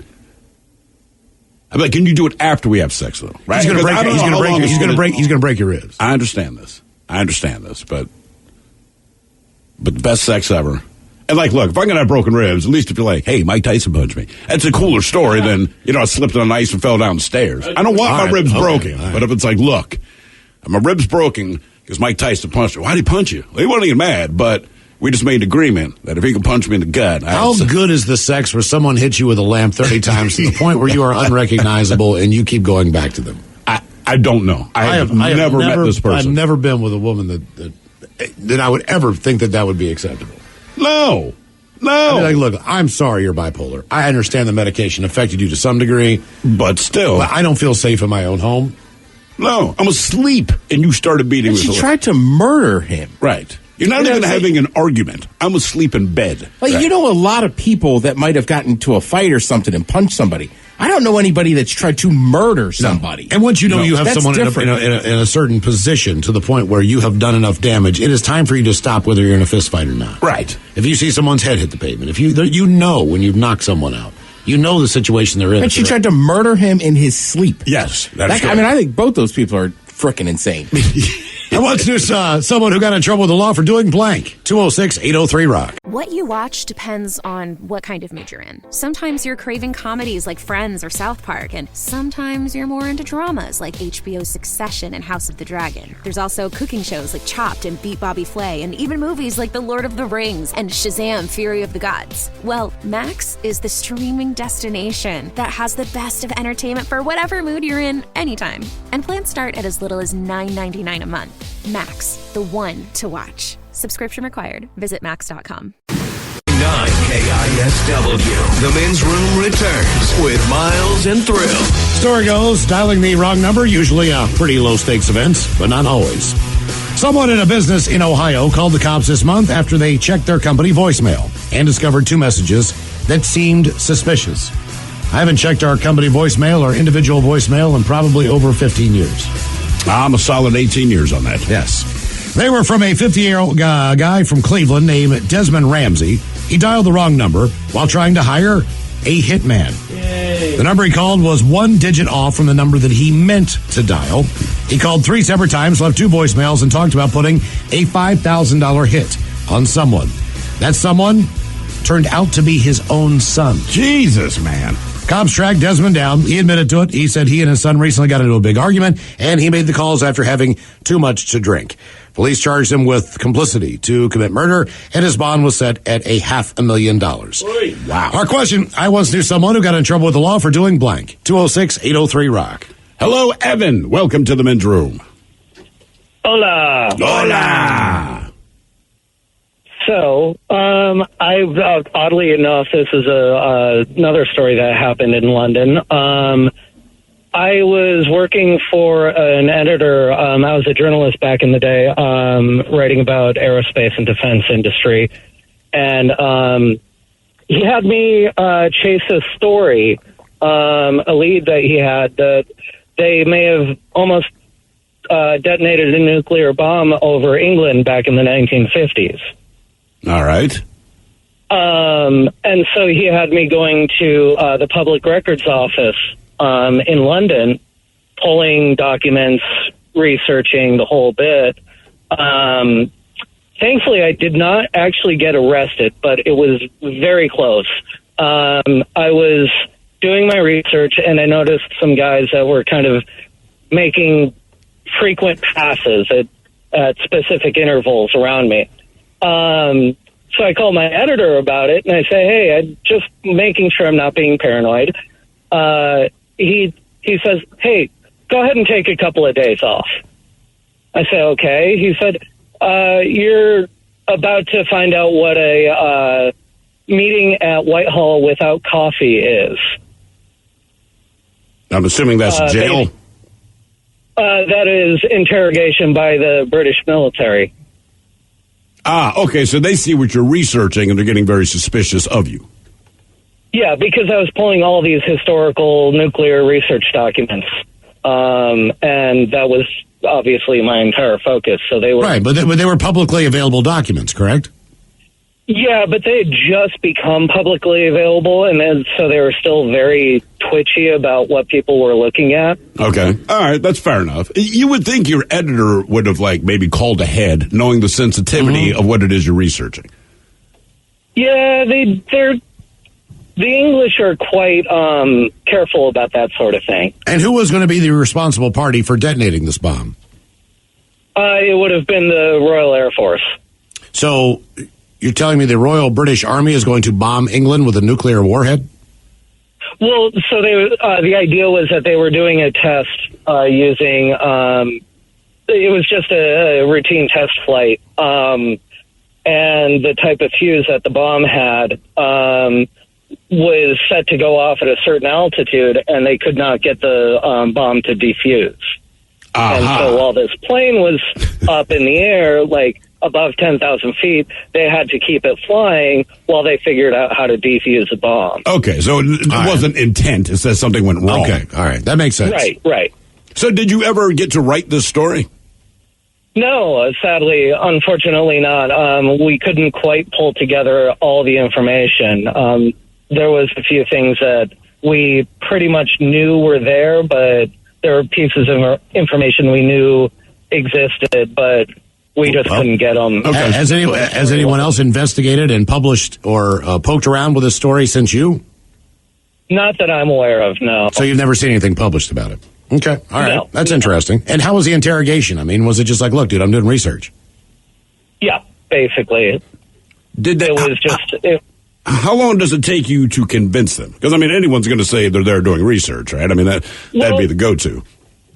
I was able to point to my editor and say, hey, this is what we're doing. Talk to him, and kind of explained it away that way. Okay. So, yeah, it calmed down pretty quickly, but I can see that being a little nerve-wracking, though. You know, because cops will say, why are you nervous if you haven't done anything? It's like, because you're a cop and you have made the assumption that I've done something, anyone's going to be nervous. Yeah. You know, even if the FBI showed up right now, it's like, I literally have no idea what you're talking about, because I know I am not involved in anything that would interest you. But you're still nervous. Was it the FBI that came by over a decade ago because of a caller? Was that the FBI, or was it just it was a border patrol, wasn't it? No, it was Homeland Security. Homeland Security. Thank you, Mike. That's exactly who it was. Okay. Those guys, they were here quick. They were deadly serious. I remember Ben said, well, I'll see if I can get the number. And they're like, we can get the number. Like, we already got the number. Wow. Okay. I once knew someone who got in trouble with the law for doing blank. 206-803-ROCK. Hello, Patrick. Welcome to the men's room. Hola. Well, let me spin you a tale, gentlemen. Oh, my golly. I'm a young man. This is years ago. I'm on an airplane, and I'm flying back from Korea. We go from Seoul, and we stop in Yokohama, Japan, and we're inbound for Los Angeles. And I'm on the plane in Korea, and there's a gal that comes in and sits down next to me, and she is beautiful. She's like an L.A. can. And I'm from Seattle, so this is like something special. I'm just a young man. She chatted me up. Oh, yeah, this and that. I'm like, oh, this is great. We land in Japan. And I said, well, I got another flight. She says, what flight are you on? And I told her, she said, I'm on the same flight. I was like, oh, this is fate. I'm in love. Look at this. So she gets on the plane with me, talks to the flight attendant, gets her seat moved. She's sitting right next to me. At this time, we've spent hours and hours and hours with this woman, talking to her. She's rubbing my leg, talking me up. I'm like, oh, this is great. We land in Los Angeles, and we're in line, and we're going up there to go through customs and immigration, and she's standing next to me, big, long line of people, and I'm moving up in the line with her, and there we are, and she says, hey, you know what? I need to go to the bathroom real quick. You will just push my bag up with you. I'll come back. We'll stay in line because, after this, we're going to go back to my place. We're going to have some fun. I'm like, oh, thank you, Lord Jesus. This is great. How has this happened to a boy from Ballard? Life is good. She disappears. About 10 nanoseconds later, I am surrounded by people in uniform, and I'm like, hello? And they say, you need to come with us right now. Is this your bag? I'm like, these are. This one is this gal. She just went to the bathroom. And they go, there's no bathrooms here. You're coming with us. They grab my luggage, her luggage, and we go to this little room. And I'm just a boy. I was like 19 years old. And I'm thinking, oh, this isn't going to go well. I said, so here's the story. They said, tell us the story. I said, here's the story. I said, I don't know this woman. I was in line with her. We flew back, from Korea to Yokohama. Now we landed in L.A. And she said, watch my bag. She's going to be right back. Go to the bathroom. They said, you have no idea. There's no bathrooms in customs immigration only. I'm like, I have no idea. I mean, this, And they said, stay right here. And there was about 6 people in the room with me. And they opened my luggage. And they take her luggage out of the room. They opened my luggage, and they go through everything. They were taking my jeans inside out and going through the seams in my pants. I took my jacket off. They're like, they hand me this gown that makes the hospital gown look good, and say, you're getting in this gown, and we're gonna search all your clothes. I'm like, all right. They search everything. I'm there for hours. And they give me my clothes back. I put my clothes back on. And they're like, so we interviewed the flight crew, and the flight crew says, you were cozy with this woman. You talked to her nonstop. And I'm thinking, yeah, cut me a slack. I was trying to make time with this gal. She's like, hey, we're going to go hook up after this flight. And the guy says, I'm there probably 5 hours. And the 5th hour, they all leave. This guy comes in and he goes, so you're telling me that you really don't know this woman, and this is all, this whole story you spun for us, it was just the truth. And I'm like, absolutely. And he goes, huh? So he shows me a picture of her, and he says, this is the woman. So I'm like, that's her. I said, and if you can find her, you'll understand this. He goes, well, you know, he says, son, he kept calling me son. He says, you know, son, you know why I tend to believe you is that we have cameras when you walk through here. And it didn't look to us like we were trying to smuggle something into the country. I'm like, smuggle? I'm like, I'm not trying to smuggle anything. I smell your underwear, man. And they said, okay. So at the end of the long day, they cut me loose and off I go. And you know nothing about what she had smuggled? You don't know what was in her bag or any of her story? Cocaine. The whole bag was full of hayo. Oh man. Okay. I was going to say, I think when they bring in those rooms, they pull it out. I wonder if they were able to stop her before she left the airport terminal.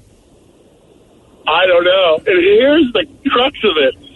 I have 5 brothers and sisters, and all my brothers and sisters are in federal law enforcement. And every Christmas they bring up 2 stories, and without fail, my family. This is one, and I have another one that's just even weirder. But anyway, they're like, oh, yeah, you're lucky you're not in prison. They do this. And I'm like, man, for years that shook me up after that. I bet it did. Yeah, man. Because you thought you were going to score. You thought you're going to score. You end up 5 hours of interrogation. These guys think you're moving coke internationally. You've also done a 13, 14-hour flight before you got interrogated for 5 hours.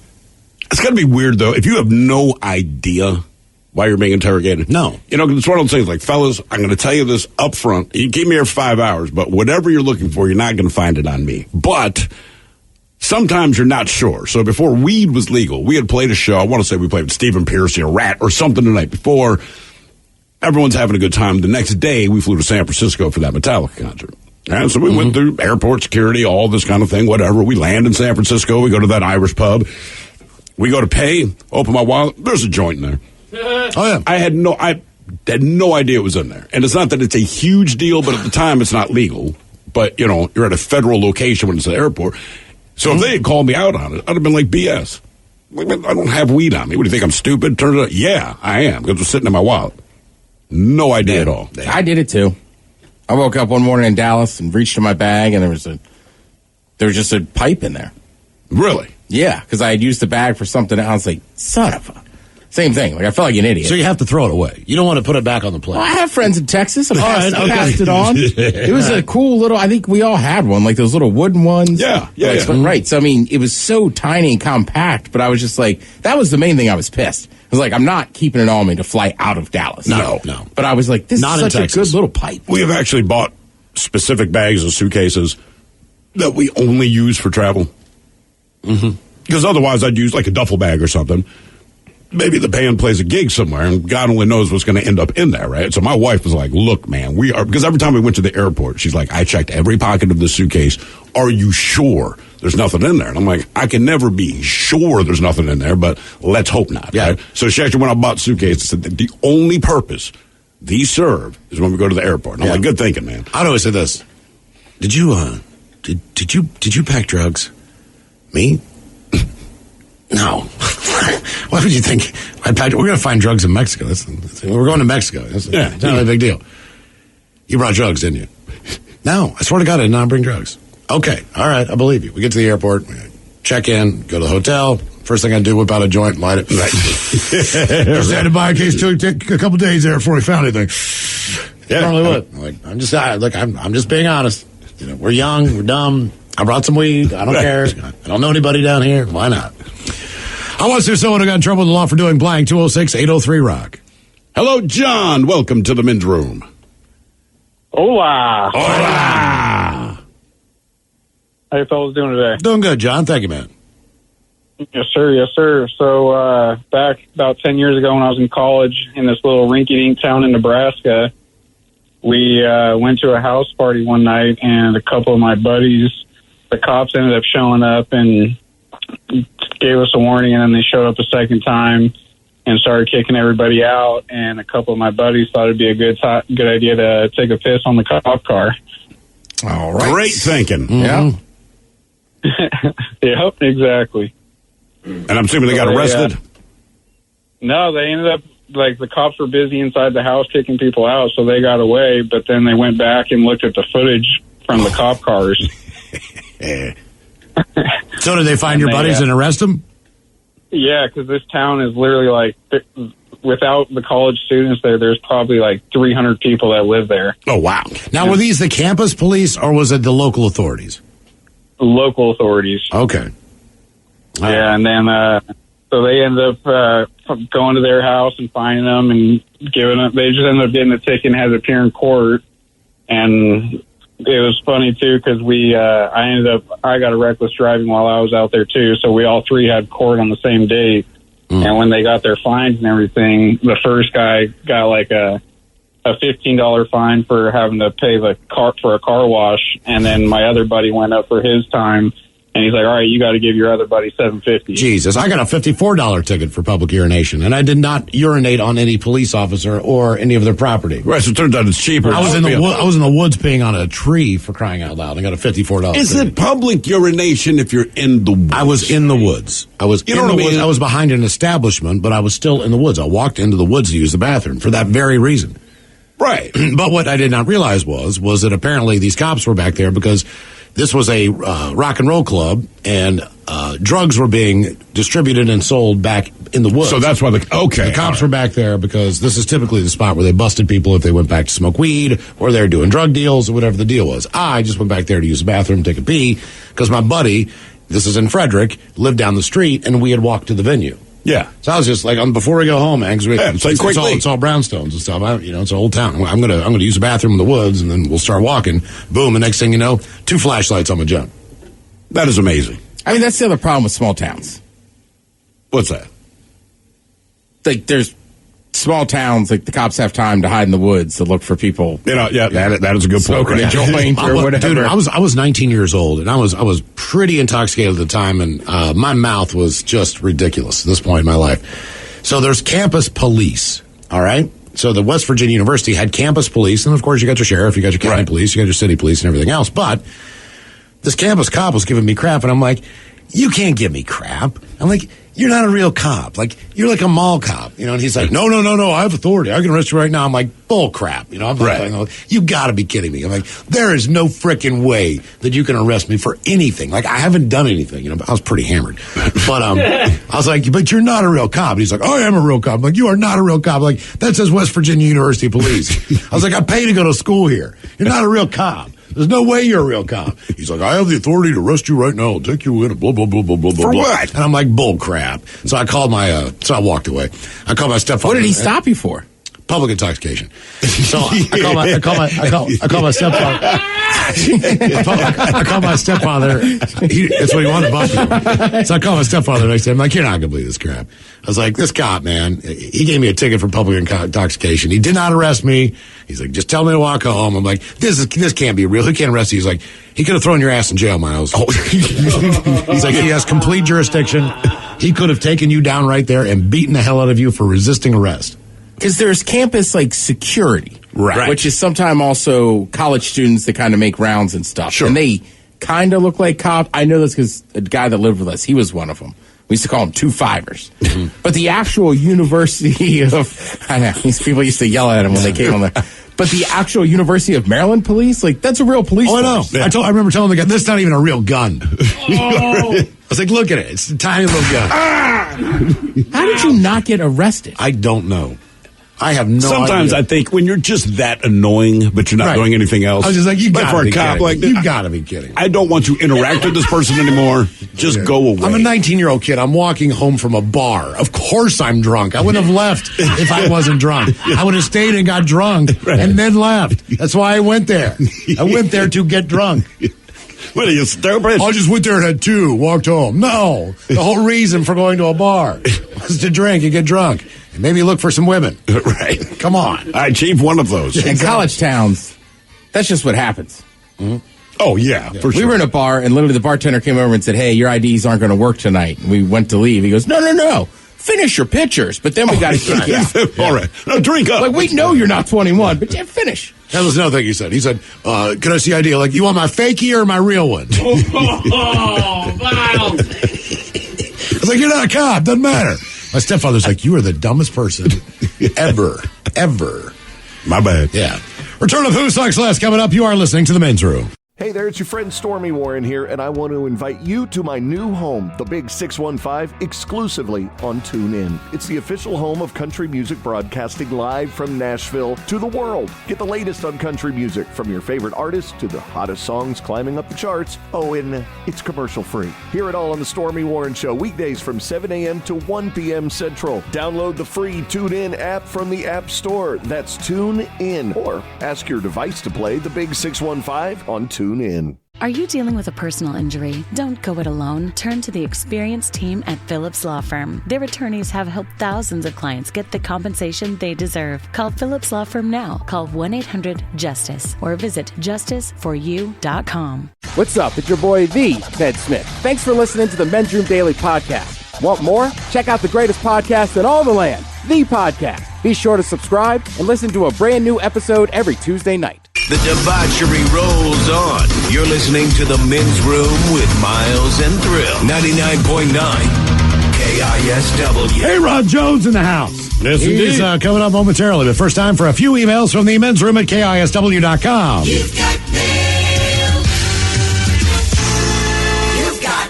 Get right into the birthdays, guys. I want to wish my son Logan a very happy 13th birthday. How about Coach Ted giving him some advice on what not to do now that he's officially a teen? Thanks, guys, and rock on. That from Mama Christie. Is he the one playing baseball, too? Yes, he is. All right. I think you still keep that elbow up and squash that bug, man, when you're swinging.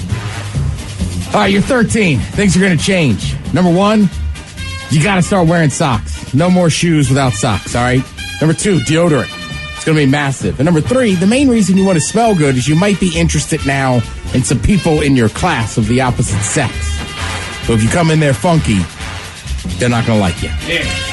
Guys, want to wish our son Ethan a very happy 21st birthday. Could you play The Turtles Having Sex for him? That from the lovely Maria. The guy says my daughter Sarah's 22nd birthday. She and I big fans of the show. Remember when you first came to Seattle and was on the Buzz radio show. So can we get an OG fish sandwich? And the Dirty German's talking about how she is getting a cheesecake for her birthday. Love the show. Makes sitting in traffic bearable. Thanks, guys. That from Clarence in Marysville. Do I get a fish sandwich? Yeah, I would make you a cheesecake for your birthday, but I don't think you like the crust that it sits on top of. Yeah, so that's the best part. It's that creamy filling. So it's the cheesecake. Yes, of course. Yeah, it's the cheesecake, of course. Yeah, it's the cheesecake. Gentlemen, my friend Joe celebrating one more orbit around the great nuclear reactor and celebrating these days all the way down in New Orleans. Let's get him a little kid face sandwich, some green beans, and either Thrill going for a Creole chef or the Dirty Germans talking about a good crawfish boil. Thanks, guys. Liquor and Whores, that from Dennis. Green beans, green beans, green beans, green beans. Yeah, you down there in Orleans now, boy. Grab some of them put them up in the water, little etouffee. You know you won't like that. Yeah, the thing I like most about eating the crawfish is sucking the head. Yeah, so the good part is you crush that little body and you suck all the stuff out. Yeah. So, also, I like to call them mud bugs. I once went to a party called Mud Bugs and Cold Suds. Ooh, okay. It's a great time. But you always love the show, long-time listener. I know it'll write in on my behalf, so I'll do it myself. Could I get Thrilled to give advice on raising my new baby boy, Rowan? Many thanks. Strong and name. Miles with some inspirational words of advice. Love you guys. Can't wait to meet you guys in person. That from Nick.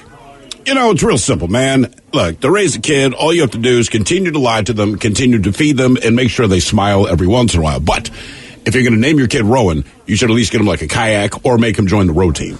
Right? You live your name. Like, what's your name? Rowan. I'm on the row crew, right? All right, Nick. I have a buddy named Rowan. He's just Irish. Just Nick. Irish. Nick, I bet when cheetahs race and one of them cheats, the other one goes, man, you are such a cheetah. And they laugh and laugh and laugh and then eat a zebra. Guys, happy birthday to my fiance Josh. 41 never looked so good. Can't wait to see you later on, buddy. That from the lovely Felicia. Throw in some gets and the funniest sounds you got. Thanks, guys. Appreciate it. Get. There was a point that you got to, so when you came out of your mother's womb, that the cord had to be cut. Get. Where's Ray been on all this Raven stuff with Lamar? I haven't heard him come out with a quote. No? Do you want him to? Yes. Yeah. Abito's been trying to turn some of the yokels down here in Cowlitz County and elsewhere onto the program. Today I'm 45 years old. Really looking forward to the coming year accordingly. Can I please get a Smokey Robinson, a Geez Louise, and maybe Ted and Steve as Hank the Tank and Cocaine Jazz Cat, talking about the meaningfulness of modern civilization. Thanks, guys. That from Rarely Sober James. Happy Chinooka. Jeez Louise. He wants to know about what? He wants Hank the Tank and Cocaine Jazz Cat talking about the meaninglessness of modern civilization. The meaning of... He is Rarely Sober James, who said, if you're down here, I'll take you to Sizzler. Ooh, the thing I like most about modern civilization are battery-operated sex toys. Oh, God. Yeah. Hey, guys, can we get a Hang bird? on, I got to come up with a Cocaine Jazz Cat. All right. Cocaine Jazz Meow. It's me, Cocaine Jazz Cat. You want me to lay it down? You worrying about civilization? Meow. We don't think about that because it's jazz and it's cocaine. Meow. Hey guys, can we get a birthday shout out for Tom on his 55th birthday? We've known each other since we were 10 years old, got married at 40. He's amazing and cute and deserves the best on his birthday. So how about the dirty Germans telling him how much we're going to have, how much fun we're going to have at the beach? Thanks, guys. That from the lovely Tiffany. Yeah, first of all, I've rarely known an ugly Tiffany, so this is already working in your favor. But second of all, I want to expose you to a little thing called German pound cake. That would be your butt.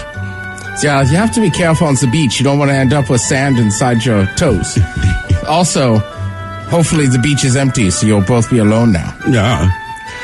Tiffany joke. I see what you did there. Toss him up. I hit him. Sorry, guys. Here you go.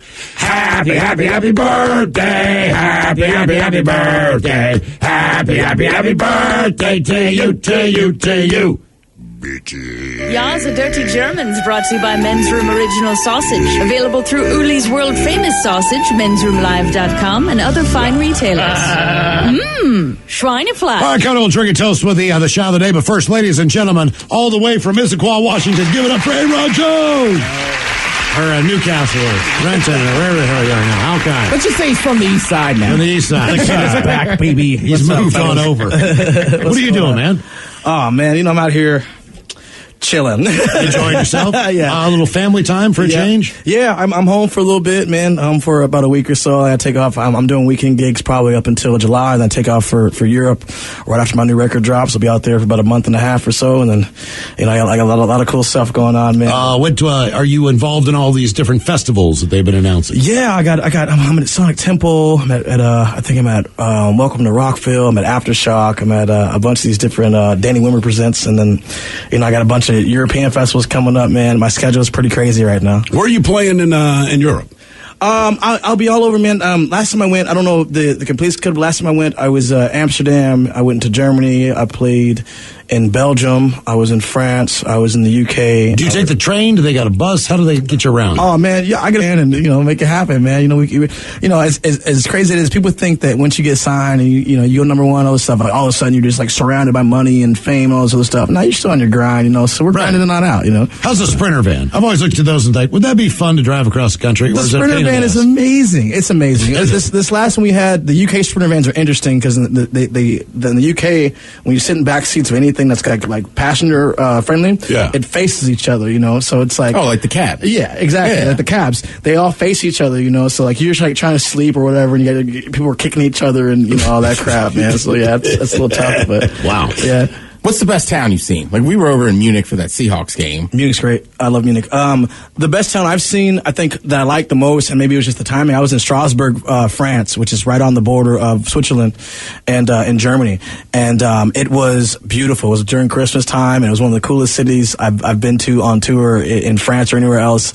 I got to go see a cathedral that Mozart played at, which was crazy. Oh, nice. Yeah, you walk in there and like, yo, Mozart played this. I'm like, yo, Mozart played this, dog.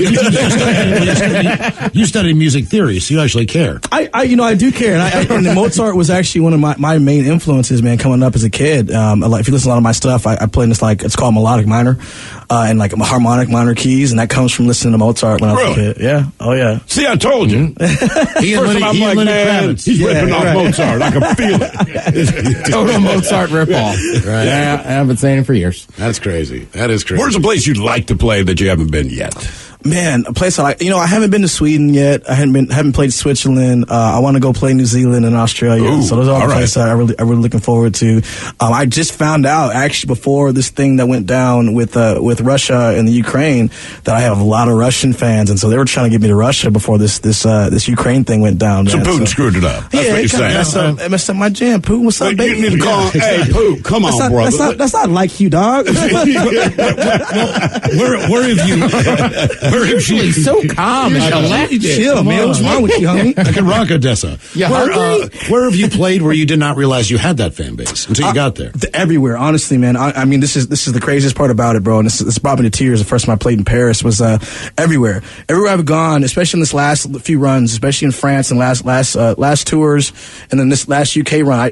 There's so many people out there that have been listening to my stuff, and I've gotten so big over there in Europe. It's been insane. You know what I'm saying? And so that has been probably for me the biggest surprise, and it's the most heartwarming thing. And I find myself, that my last gig in the UK was at Royal Albert Hall. You know what I'm saying? And so, when you're walking down the streets of the UK in London, and cats are stopping you because they recognize you and your music, and they're not mad at you. They're not mad. You don't owe them money. and they're waiting for you outside the venue, man. It's a lot, man. It's overwhelming. How's it coming back?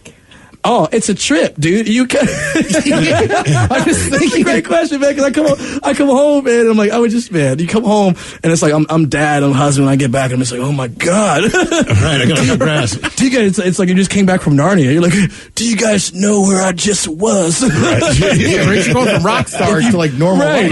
Have you seen what I've seen? You go to some dive bar, and they're like, oh, who are you, man? I'm like, I'm nobody. I'm just a man. Right. Do you read the reviews? Because there's a lot of music press in Europe. And they review shows. Yeah. And, I have to assume they're mostly positive. They're always positive. They're always positive. They always give it a good spin, and they always say something. I mean, always really positive. Sometimes they don't even pay attention. They're just kind of like, oh, Aaron Jones is there. It's cool. But sometimes they get really into it. And in the UK, I've got some good publications that have really looked into my stuff. And France is insane. I'll have like Rolling Stone come out in France, and it's always really, really great positive feedback. And they love my band, they love me, and it's been great, man. I mean, going to Europe has been the time of my life, and something that I hope that everyone gets a chance to go do. It's kind of cool that Rolling Stone did, because we always dig on Rolling Stone, right? Because they're just so uppity about every freaking thing. But if I had a band, I sure as hell would want them. Oh yeah, especially, and it's different, so Rolling Stone in America is its own thing, right? But we go overseas, they have Rolling Stone France, Rolling Stone UK, like different publications for these different languages, so it's different out there, and their publications aren't, Rolling Stone, for better or for worse, it's not the same as it was say back even in the 70s, 80s, right? It's a different kind of thing. It's more pop culture than it used to be, right?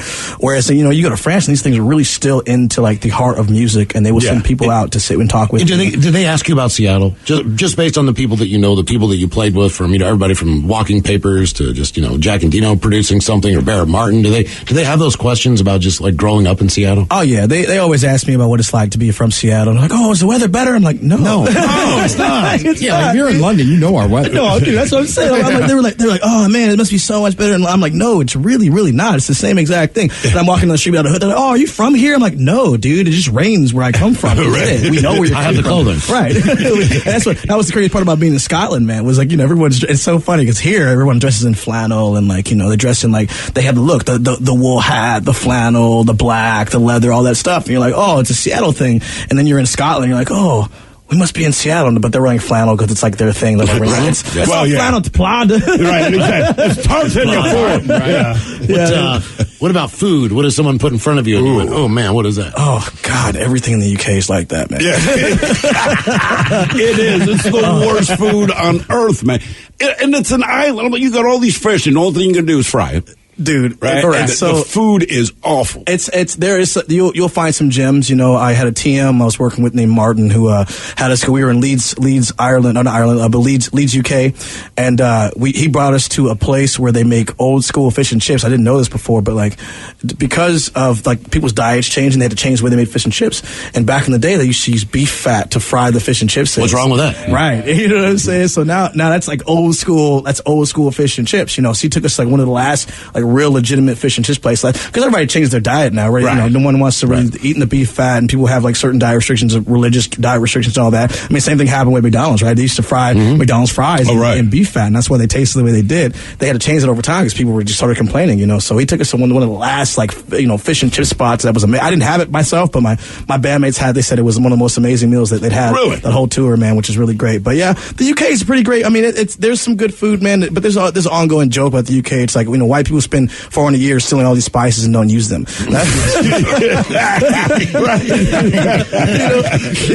And so that's kind of how you feel about the UK. But you'll find these in the food, and there's exceptions to this, right? London, when you go to Manchester, right? You go to some of these city centers, it's different. But there's, the rumors are true. You go to the UK and their food is very straightforward, bland. You don't want to eat. You don't want to eat local food. You don't You get a lot of Indian. You can get great food in London, but none of it is authentically English. Exactly. Right? You can get good food, but it ain't English food. Man. Right. Exactly. You're not getting English food, man. You're getting something else for sure. And their biggest spice is dill. Yeah. I know.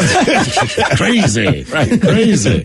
So I had a chance. I mean, the best food I've had on abroad really does come from France. Although I will say this, they are really, really into themselves. So they're really hyped about their food. I've had some great food there, but it's a little bit overrated. They get a little into themselves about their food, So they do. But their food, in terms of Europeans, though, their food is the best in Europe for sure. Aaron Jones, would you rather get on stage at a huge festival, or would you rather play a Royal Hall type deal, or a venue that's more intimate? It's all different stuff, man. I've gotten to this point now where I get into this automatic mode where it's it doesn't matter what I'm doing, as long as I'm getting out there and I'm with my boys on stage and there's somebody out there to listen. I'm just going to show up. It doesn't matter who it's in front of or whatever, man. I played in front of 60,000 people in Paris, opening for the Stones. I played in front of 5 people in San Antonio. Right. This is all since I've been signed too, by the way, so it doesn't matter anymore, man. I'm ready. I'll show up for the people that put me there. That's what it's about now, Well, it's funny you bring that up. It is Seattle Rock Day on Friday, and this year we've expanded it to include Seattle Rock Night. So a couple of local bands, ourselves included, Mr. Castle, me. Mike is actually going to be singing, which is going to be amazing. I can't tell you the song Mike's going to sing. Probably a better singer than you need to see it. You need to see Mike perform this song to even wrap your head around it. But anyway. He bought some leather pants.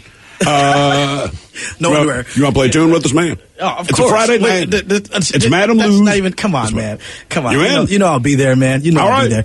I'll be there. I mean, it's at least No, but you got to play with us. Of course. What I'm saying. Absolutely. You would be playing a cover song with us. Not you like guys play Aaron Jones tunes. Yeah. The band's you pretty should good. cover one of his songs. I know that'd be funny, but you couldn't play with us. Let me call the label real quick, and we'll work with it. No, of course, man. It's the least that I could do for the cats that put me on number one. Hey, right on, man. From the beginning. I'm trying to say, a lot of people don't realize this, but KISW and the N too, but the KISW was the first to really put me on the air, man. And so I can't, anytime you guys call my name, and I will always be there. You know what I'm saying? So does that include if I say it 5 times in the mirror, you show up like Candyman? Yeah, but I show up with a J in my hand, not trying to. Hey man, you call me, dog. Jesus.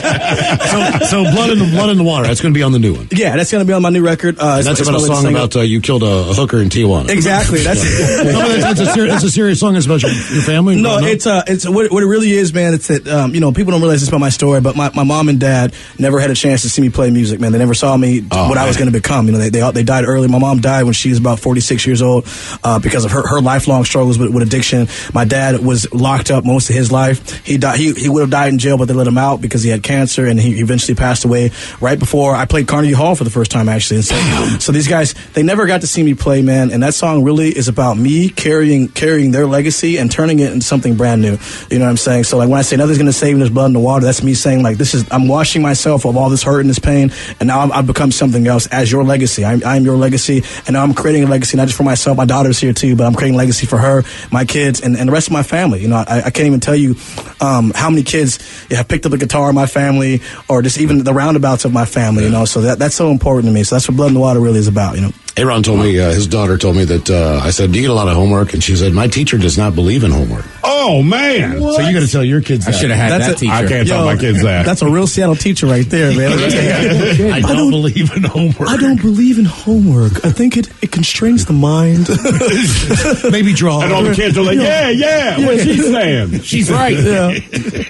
My mind's restrained. The psilocybin dreams get. Oh my God! You're going to be there for Seattle Rock Night at Madame Blue. Hell yeah, man. Tickets are on sale now. KISW.com. Hang on for 1 second. We're going to come back and play the brand new one, Blood in the Water. You're listening to The Men's Room. What you watch depends on what kind of mood you're in. Sometimes you're craving comedies like Friends or South Park, and sometimes you're more into dramas like HBO's Succession and House of the Dragon. There's also cooking shows like Chopped and Beat Bobby Flay, and even movies like The Lord of the Rings and Shazam! Fury of the Gods. Well, Max is the streaming destination that has the best of entertainment for whatever mood you're in anytime. And plans start at as little as $9.99 a month. Max, the one to watch. Subscription required. Visit max.com. The shot of the day brought to you by 1-800-DUI-OA. Text the Men's Room at 206-803-ROCK. Aaron Jones is home. He's back from being on the road for 9 million years. Man, I'm still on the road for another 9 million. I know. Joining us for Seattle Rock Night at Madame Lou's on Friday night. That's going to be a great time. Your daughter's here. By the way, tickets on sale, KISW.com. Aaron, I know you know, but the show benefits Smash. Yep. And they are a great organization as far as helping local musicians who need a little help. So. I'm very aware. I've done a Smash event before, and I appreciate this organization for what they do for musicians. If you cats out there don't know, being an artist, especially independent artist, is really hard, especially when you need things like dental and healthcare and things like that, man. It's hard to come by these things. So I'm more than honored to be a part of this, and it's something that I truly believe in, especially as a cat who came up here in Seattle, Washington. And, I want to see the local artists and local cats be benefited by this the most. Oh, hey, man, I'm glad you're joining us. By the way, a couple of texts came in. Hold on real quick. Tickets on sale now, KISW.com. More importantly, you can donate to Smash. Correct. If you go to our website. So it says, let's see, we saw Aaron Jones at Oak Harbor Music Festival last Labor Day. We were right next to his family in the crowd. So awesome. Man, that's cool. That was one of the coolest ones for me, too. No, Red Festival was. Yeah. You played a Red Festival. Maybe the greatest show ever. For me, it's so cool because I can't, the kids don't really get a chance to come see me too often. Right. I've got a whole football team, so so they really get a chance to come see me too often. You almost have a basketball team. I really do. I have one coming in June here, so I have a basketball team. I have a whole basketball team with kids, right? I mean, congratulations. No. That's what that means. Damn! You should have sent him in that email earlier for the endorsement. That's the typical reaction I get, man. So, I got 5 kids. Man, you don't sleep. Congratulations. Now, someone else says Aaron kicks ass. That's a good sign. Aaron seems like a solid dude.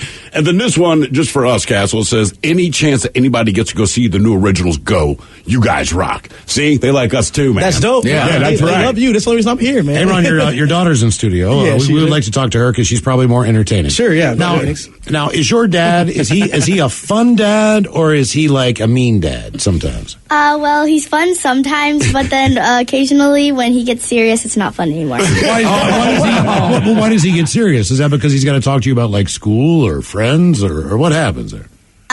Mostly either I get in trouble or I have to watch my brother. Also, you have to watch your brother. Yeah. Well, is that a bad thing, or is you and your brother okay, or are you still going through that thing where he's your brother and he's not? Well, half of them are really young, except the youngest is really hard to keep track of. Also, crawling or walking, and just. He's walking, but now he can open doors. Oh, okay. See, that's when the trouble starts. Can he talk? No. That's good, right? At least he can't say what he wants, or just complain to you about what he wants. So, are you the primary babysitter then? Are you the oldest? Yes, I'm the oldest out of 4, almost 5. I know. Are you excited about the potential of having to do this again?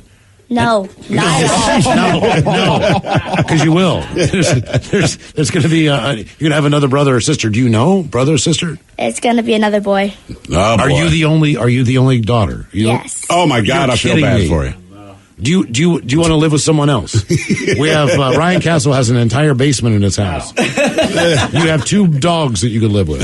It'd be a wonderful life. You don't have any kind of crazy brothers and all that stuff. Do you have to? Like, I really like them, but, like, occasionally when it comes to something I want to do, right, we have to do something that they want to do. What do they want to do? Play with airplanes and watch TV. Okay. What would you like to do? Watch TV by myself in my room. And what shows would you watch? I like to watch Bella and the Bulldogs or Casey Undercover. Casey Undercover. I've only completed season 2 of that, so I haven't really caught up with probably where you are right now. But is it cool to have a rock and roll dad, or do you wish you maybe could be home a little bit more? I wish he could be home a little bit more, but when he is on tour, he calls me a lot. He does, but he's call you at the wrong times. Does he know when to call, or does he call at 3:30 in the morning because he's halfway around the world? Half the time, I call him at 3:30 in the morning. Right. Do you wake him up? Yes. You should. You should say, you up? Does he pick up the phone? Sometimes he does. The other times, he'll pick it up and then just, like, immediately hang up after he says hi. Right. Well, he might be on stage. That's the thing. My kids call me only when I'm on the air. So they know when I'm on the air, but they don't know when I'm working, even though they know that I'm working and I'm on the air. Yeah. Yeah. And you said you have no homework. No. That is ridiculous. And what grade are you in? 4th. 4th grade. No homework. None. You don't take anything home. No, because our teacher doesn't believe in homework for some reason. And then our second teacher just believes that we just have, like, free time every day, so we just do whatever we want. You're kidding me. No, like, literally, like, half the day, we do whatever we want because our teacher's done teaching us. Oh, wow. So they check out. There's like, I'm done. I'm done. Let's go. Get out of here. Hell with it. Yeah. Okay. That's not a bad 4th grade life. Mine was much worse. Yeah, for sure. I always had homework. I never did it, but I always had it. Can we get her into the show? I mean, could she work security or something like that? No? 21 slots. That does not work at the Crocodile? How's your fake ID? Well, you have a lovely dad. We enjoy his time, and you are a lovely young lady as well. So I know you. Do you have any aspirations to go into music at all? I like to sing a lot. Okay. And I'm working on playing violin. Okay, don't do that. Don't do that. Change. I did that. You played violin? Yeah, I played violin. Oh, really? For 3 years, yeah. For 3 years? I played the viola. Still. Could you learn anything, Aaron, from the violin that translates into the guitar? So the funny thing about it is I actually started out on the violin. So she's actually taking the exact same path I started. Aha! What's your excuse, Montgomery? I started at violin. I'm not talented. I started on violin, went to guitar, but she's learning like way earlier than I was, and also she knows more about guitar than I did when I was her. Really? So, You know that's horsehair. Yeah. You do? Yeah. Okay, all right. Can you play it like if you were picking? You know what I mean? Instead of just a bow? You ever thought about that? It's like a fretless guitar. I've tried. It sounds like someone's trying to kill a mouse. Okay, maybe don't do that. Aaron Jones and his daughter. We'll see Aaron at Madame Lou's on Friday night for Seattle Rock Night. Here is the brand new one. Aaron, thanks. Your daughter's beautiful and wonderful. Yeah. We really appreciate you guys coming by, man. Thank you all so much for having me. Blood in the Water is the brand new one from Aaron Jones. Shot of the Day is coming up. You are listening to The Men's Room. 99.9 KISW. The shenanigans continue. This is the Men's Room with Miles and Thrill. Big thanks to Aaron Jones for stopping by. His lovely daughter. That was very nice. That was a good-ass song. At Madame Lou's. I had not heard that song Friday before. night for Seattle Rock Night. That first time, you know why? Because we need to play more of Aaron Jones on our show. I would agree wholeheartedly with that. Yes, Quick side note, by the way, Mike, you're going to be singing up there with us Friday. I'm going to be doing something up there. You're going to do what you do. we got Aaron playing with us. I think if we can crush it with Aaron, maybe we can be his backing band. Ooh. You know, I'll call the rest of the band and let them know, like, hey, bad news, you're no longer working with them. Right? Yeah. I think we should do that. I'm going to Europe. It's a free trip, right? Exactly. Come on, man. Get in the Sprinter band with me. I can do backing vocals. All right, come on, Mike. You got to crush it, bro. I got him. You are our main hope. I'll get his library. Yeah, that's... Headlines are on the way at 5:50, and we do, what else do we have? Headlines, shot of the day. Shot of the day. Profile this. TV time. More headlines. Headlines coming up at 5. First, quick check out with Mike Hogg and some of the stories and headlines he is not working on. All right, a new study found the best city in the U.S. for Easter. Any guesses? For Easter? You guys won't get this. The best city in the U.S. for Easter. You got to go with religious people, so I will say Boston. I was going to say Salt Lake City. I don't know what makes a city good for Easter. Neither do I, but Pittsburgh apparently is the best, best city in the U.S. for Easter. Well, they got grass. But they don't give the criteria for what. You know, like Christmas, you can go the Christmas lights, 4th of July, the sun. But like Easter, I think people have a good day, but it seems a little heavier than most of the other holidays. You know what I mean? Yeah. It's not like there's no big sports. It's not like a big party. Yeah, you got the final round of the Masters. There'll be baseball on.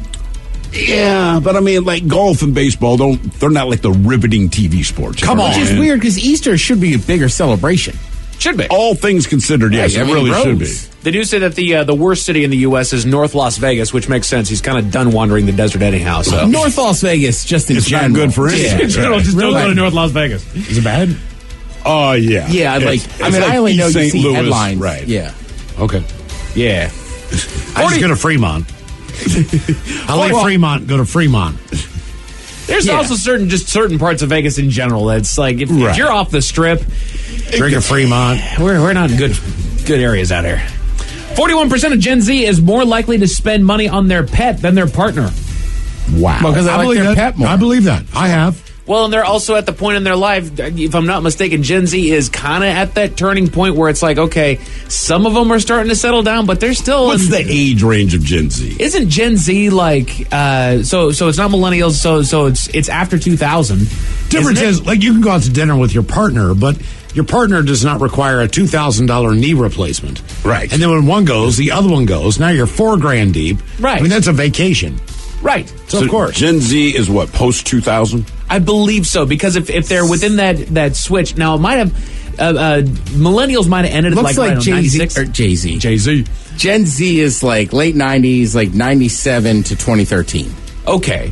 So they're right in that swing to where they're starting to find their partners, but most of them are still just kind of Don't worry, it'll change. Right. It'll change. They're at the part where, their pets mean more to them than other people, that the strangers that they're bringing in. That makes sense. And a lot of times your pet lives with you and your partner does not. Right. That makes a huge difference. Coors has released their first bourbon. Coors Bourbon? Coors Bourbon. Well, the water's going to be good. Right. I'll try it. Sure. Right? Why not? I mean, you and I had this discussion not terribly long ago that even if you have a bad whiskey, a bad bourbon, you're still going to finish that bottle. I will still finish it, Coors Banquet beer, which I had last night on tap at the Triangle, is still one of the finest draft beers you'll ever have in your life. Yeah, but I just feel like beer and whiskey are such good friends. It's kind of an understood agreement. Like Jack Daniels hasn't come out with a beer. It's like, we do the beer, you guys do the whiskey. He's getting his canned mixers. Well, you're right, man. If they did a collaboration with somebody else, then it would really make sense, right? I mean, I don't know if there's anything more American than having a shot of Jack and a Bud Heavy. Yeah. With a bald eagle on my shoulder. It just seems weird that a beer company's making a bourbon. And I'm proud to be an American on the jukebox. But didn't they say Ted's that... saying stay in your lane. I feel it's kind of like, it's like Guinness and Jameson, or, you know what I mean? But, like, Guinness doesn't make an Irish whiskey. But spirits, I want to say, for the first time, was it last year, started outselling actual beer.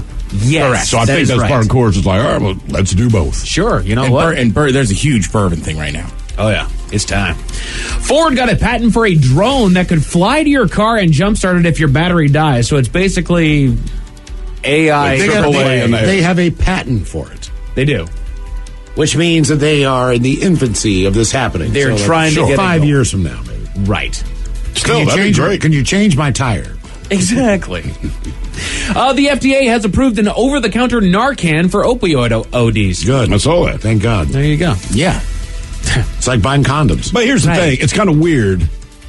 Because if you're buying Narcan, obviously no one's in distress at the moment you're buying it. Right. But if you're buying, like, you're preparing. Someone's not going to hear. For, like, hey, man, I plan on getting real messed up, so I'm buying Narcan. I was hoping I could get some flour. And do you have any Narcan? Yeah. Narcan. I do, actually. Doug's not doing so great right now. I don't know if I'm going to be okay in a couple Is King hours. Arthur flour good enough? This Narcan's just... Well, I mean, rehab's tough. Like if I lived with somebody that had a problem with those drugs, like I'd probably keep some Narcan around. Sure. You know what I mean? Yeah, fair enough. Because you don't know when they're going to fall off the wagon and take some. It's kind of like the drug user's EpiPen. Also, with Narcan, you don't know sometimes those friends who are doing things that you don't know they do. Right. You might have a suspicion, but you don't know sometimes. Right. A man in Florida got himself pulled Mike. over. Sorry. Right. I don't know.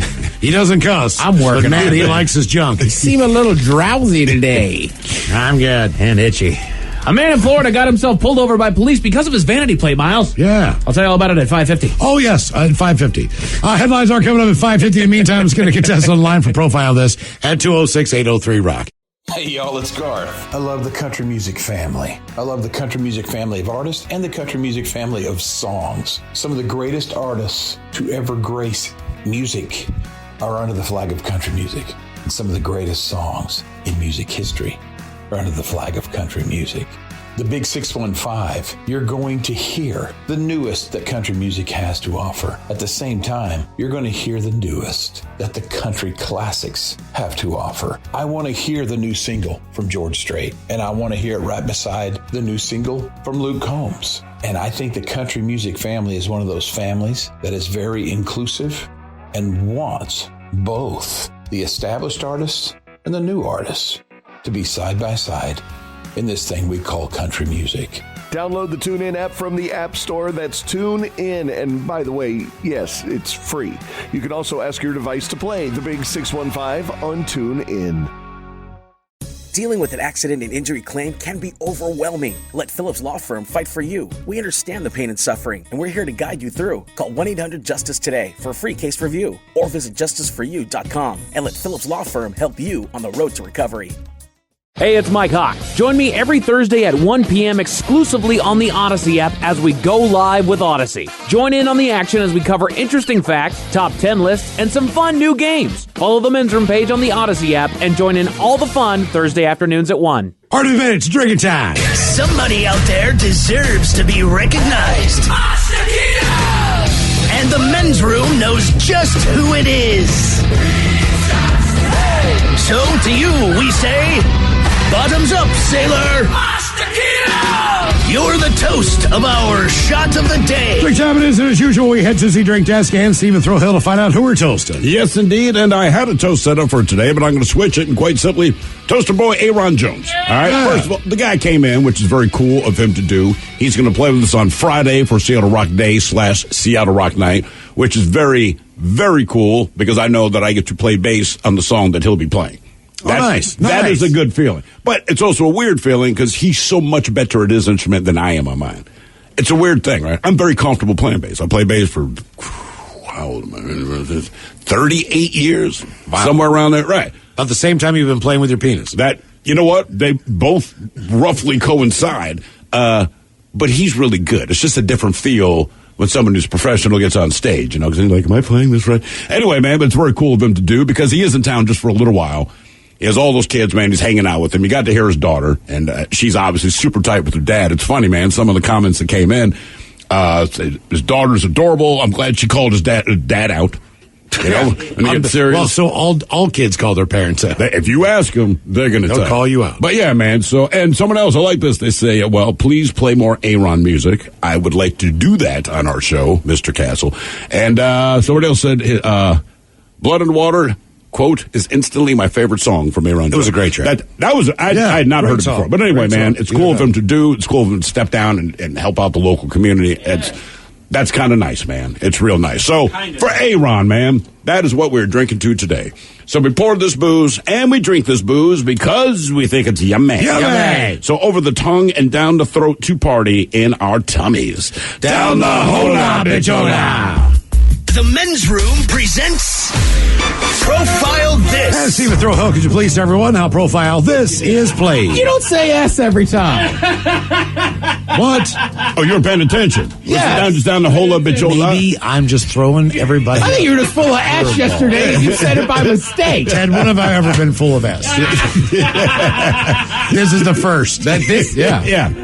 First time That's ever. what Mike and I were staring at him. Wow. I totally forgot about that, yeah. All right. I was like,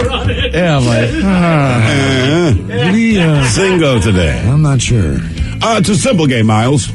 You lying piece of S. We're going to share with you a real life news story, something that happened right here on planet Earth. And as you listen to the story, based on the stereotypes you believe to be true of people and the decisions that people make, we'll ask you what it is you think makes a story a story. Hello, Austin. Welcome to the men's room. Hello. Hola. All right, Austin, you understand how this here game is played? Yes, sir. Fantastic. You have a choice of one of 4 categories. We have the wonderful world of drugs. We have bite me. In other words, what did someone find in their food? Interior decorating, where you guess the foreign object that ended up on the inside of someone. And finally, hit me with your best shot, where you guess the unconventional weapon that someone chose to use as a weapon. You'll go with drugs. Drugs? All right. Here's your story. A woman and her son at the home survived an attack by one Nico Gallo after she hit Gallo in the head with a metal baseball bat and held Gallo down until deputies arrived. Gallo showed extreme strength and a high tolerance to pain, according to the deputies. A witness later told investigators that he and Gallo had taken LSD and another drug. Now, Gallo didn't know the woman or her son. The son managed to escape without injury, and medical staff have released his mother from the hospital after treating her for cuts from broken glass. Now, the woman said Gallo tried to open the front door to her home and called out, "Sorry, I'm going to die." He then broke the front window with his hand and did a cannonball through it. He grabbed the woman by her shoulders as she screamed for her 30-year-old son. In the meantime, Gallo was hospitalized in stable condition after deputies captured him early Sunday. Investigators will recommend charges of burglary and assault during a burglary. The question is, what drug was he on? Was it PCP, bath salts, crack, or cocaine? What do you think, Miles? Where was it? I'm not sure. A place called Stewart. I'm not sure. Stewart. PCP, bath salts, Crack cocaine. or cocaine. Or cocaine, correct. Crack. And he cannonball through a window. Yeah, I'm going to go punch the window, then cannonball. Man, I'm going to go bath salts there, Austin.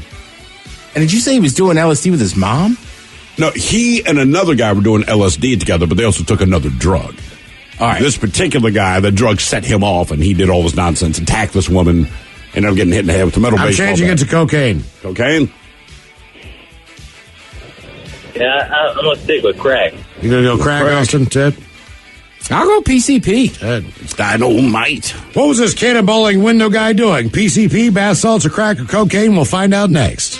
That was a tease. What you watch depends on what kind of mood you're in. Sometimes you're craving comedies like Friends or South Park, and sometimes you're more into dramas like HBO's Succession and House of the Dragon. There's also cooking shows like Chopped and Beat Bobby Flay, and even movies like The Lord of the Rings and Shazam! Fury of the Gods. Well, Max is the streaming destination that has the best of entertainment for whatever mood you're in anytime.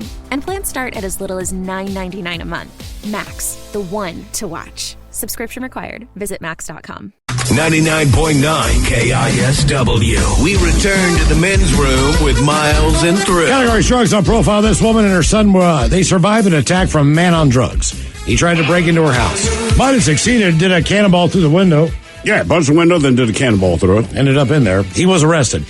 We know that he was doing what before he was on LSD. He was on LSD. And then they took another drug, yeah. Okay, so was the other drug PCP, bath salts, crack, or cocaine? And that is the very question that we pose to everyone. Austin, you agreed with Miles. You both went crack.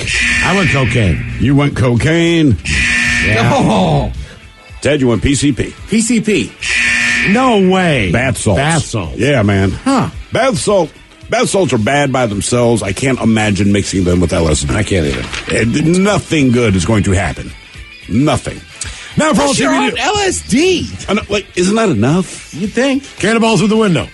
Now for all TV news all time for TV Time with Ted. And now, because your pathetic life is confined to countless hours in front of a talking box, the men's room presents TV Time with Ted.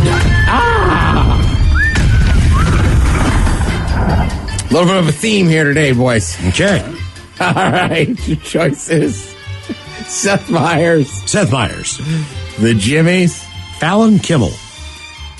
Or Ted Smith. Is it Ted or is it late night? It is right through the title. Each guys have teams of talents and writers helping come up with their monologues each and every night.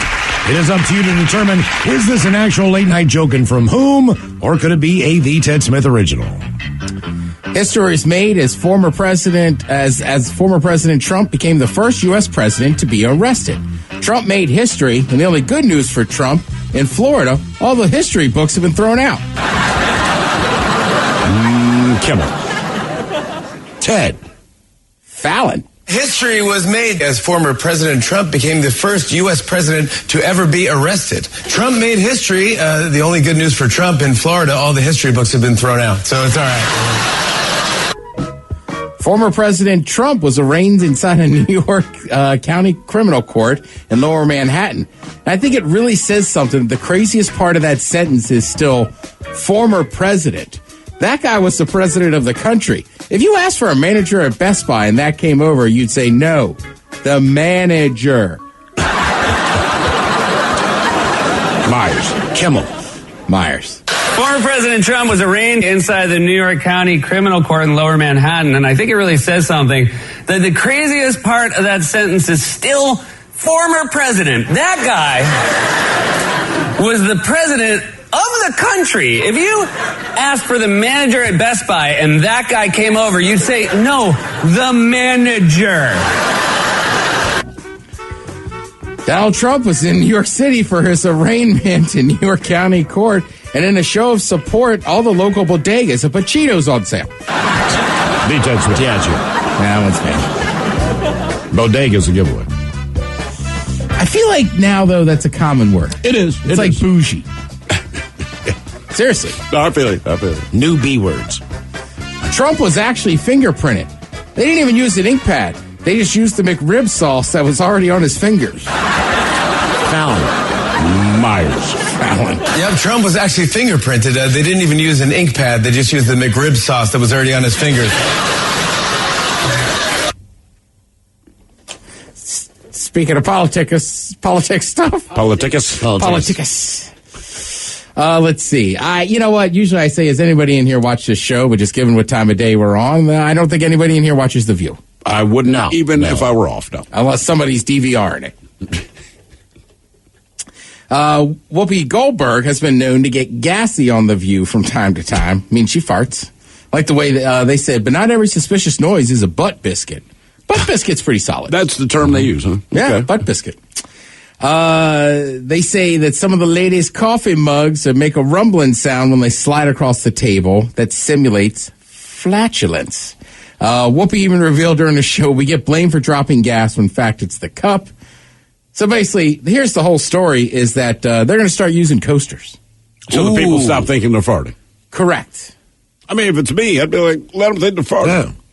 Well, her name, she got the nickname Whoopi for a reason. So obviously this has been a lifetime thing for her.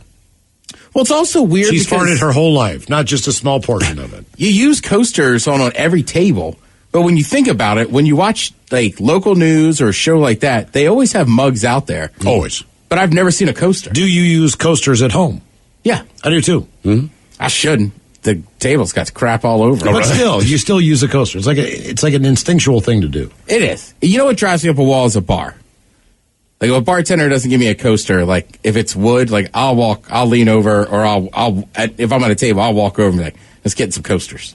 I don't know why. It's just one of those pet peeves. Yeah. I feel like 99% of the bars I go to, before you get your drink, the coasters come sliding down. Like once you put the order in, the coasters show. Also depends on the bar. Sometimes you go to an older bar and it's got a lean to it. So there's a little sweat coming off that draft. All right, start sliding down. Your beer will start sliding off the counter. So you need that coaster. Yeah, but honestly, until I read this article today, I never thought of it. I was like, yeah, you'd never see coasters on those sets. No. You know why? Because it's not theirs. Nah, yeah. I also like that it's always mugs. And you can drink whatever you want. Like, I'm sure some of the morning shows, they probably have coffee. A lot of time, it's just water or whatever. Could be vodka. I mean, I think that's why they do it. Just like, don't... People will assume it's coffee if it's a coffee mug. But whatever you're drinking, they won't see it. Yeah, and I can't remember who it was. Somebody on late night TV kind of broke that rule. Because you got to remember, too, when you watch, say you watch Jimmy Kimmel, right? But he's taping that thing. They're all taping those shows at 5:30 or 5 o'clock? I was going to say 5:30 in the evening. So, sometimes when you see some of those guests, they're clearly having drinks beforehand. And then somebody, I can't for the life of me, I can't remember. It might have been Conan when he was doing the Late Late Show or doing the... Tonight Show? Or the show after the Tonight Show? Right. Late night. Yeah. Like somebody, he was just like, oh, you actually have like bourbon in yours or whatever. And they were like joking around about it. But yeah, I mean, I like it. That's like, when I used to do the podcast, we used to be able to do it in studio. That's all I was like, hey, we're going to have red cups every time. And they were like, why? And I was like, because you'll never know. You're right. Like, most you would never know that anyone would put alcohol in a red cup. But that's the thing. But it looks like you're just having a beer. But maybe somebody feels like crap. I see. All right. And you're drinking a coffee. All right. But it's back to the Crown Royal bag in your home that doesn't have a bottle of Crown Royal in it. We know what is in that bag. Right. But if every time you see a show and they're drinking out of red cups, let's say the bulk of the time it's going to be water. It's just the one time it's not. It's not going to look odd that we have red cups in there. That's exactly right. That's how that's it what works you do, man. Yeah. Mm-hmm. That's what I was like, we'll have the giant red cups every time. But then COVID hit, you can't do stuff in studios, and everybody moved. All right. The end. Right. Yeah, there is a brand new episode out where we clarify I'm still within city limits. Go to the Odyssey app, the podcast. You're still here. Yeah, I know. I had to clarify that one. All right, let's talk about some side characters that stole the show. MovieWeb.com, they put together a list of 10 side characters on TV that stole the spotlight. I won't lie, some of these characters I don't know is, frankly, I don't know the show. The first one that comes to my mind, before you even start the list, is Urkel. I never watched that show, but it was only a couple of years ago I found out apparently he was not supposed to be the main star. He's like the neighbor.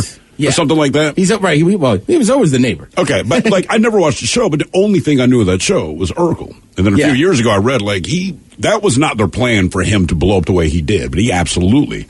So think a little bit newer. All right. I think the oldest, these shows are all 2000s. Ooh, I'll do bad at this because I'm picturing something like Kramer from Seinfeld. Think early 2000. One of the characters is a show I know you watched the first season because you used to talk about it. How I Met Your Mother. No. Damn. Because I'm thinking Barney. He stole that. Because the main character in How I Met Your Mother, I hate the naked woman in Westworld. Hurley on Lost. Oh, yeah. Okay. Yeah. Never really got into that one. Let's see. If you ever watched Scrubs, Neil Flynn, who played the janitor. Oh, he was awesome. You know what? Scrubs is a really good show. It is. I watched it from time to time, didn't watch it all the time, but every time I watched it, I laughed out loud. And that janitor, man, I thought he was great. The janitor was great. I forget, is it John McGinty? Is he the guy doctor? Yeah. Curly-haired dude? Yeah, he's been in a bunch of stuff. He's always really mean, but he's a good character. And then yet, the two main characters, they're good friends in real life and stuff, and I think it comes through in the show. And they're still doing ads together. They are. Well, that's one of those funny ones. I would have to look. I can't remember if they were friends before the show, but either way, they were super tight on the show. Yeah. And apparently they still hang out all the time. I don't know. Cool. Yeah. Let's see. If you watch Community, Abid Nadar? I didn't watch Community. The Indian dude. Yes.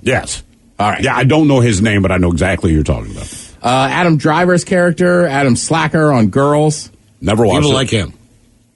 They like him in general. They seem to. They do. I will say, after I saw him on SNL, that made me like him a lot more.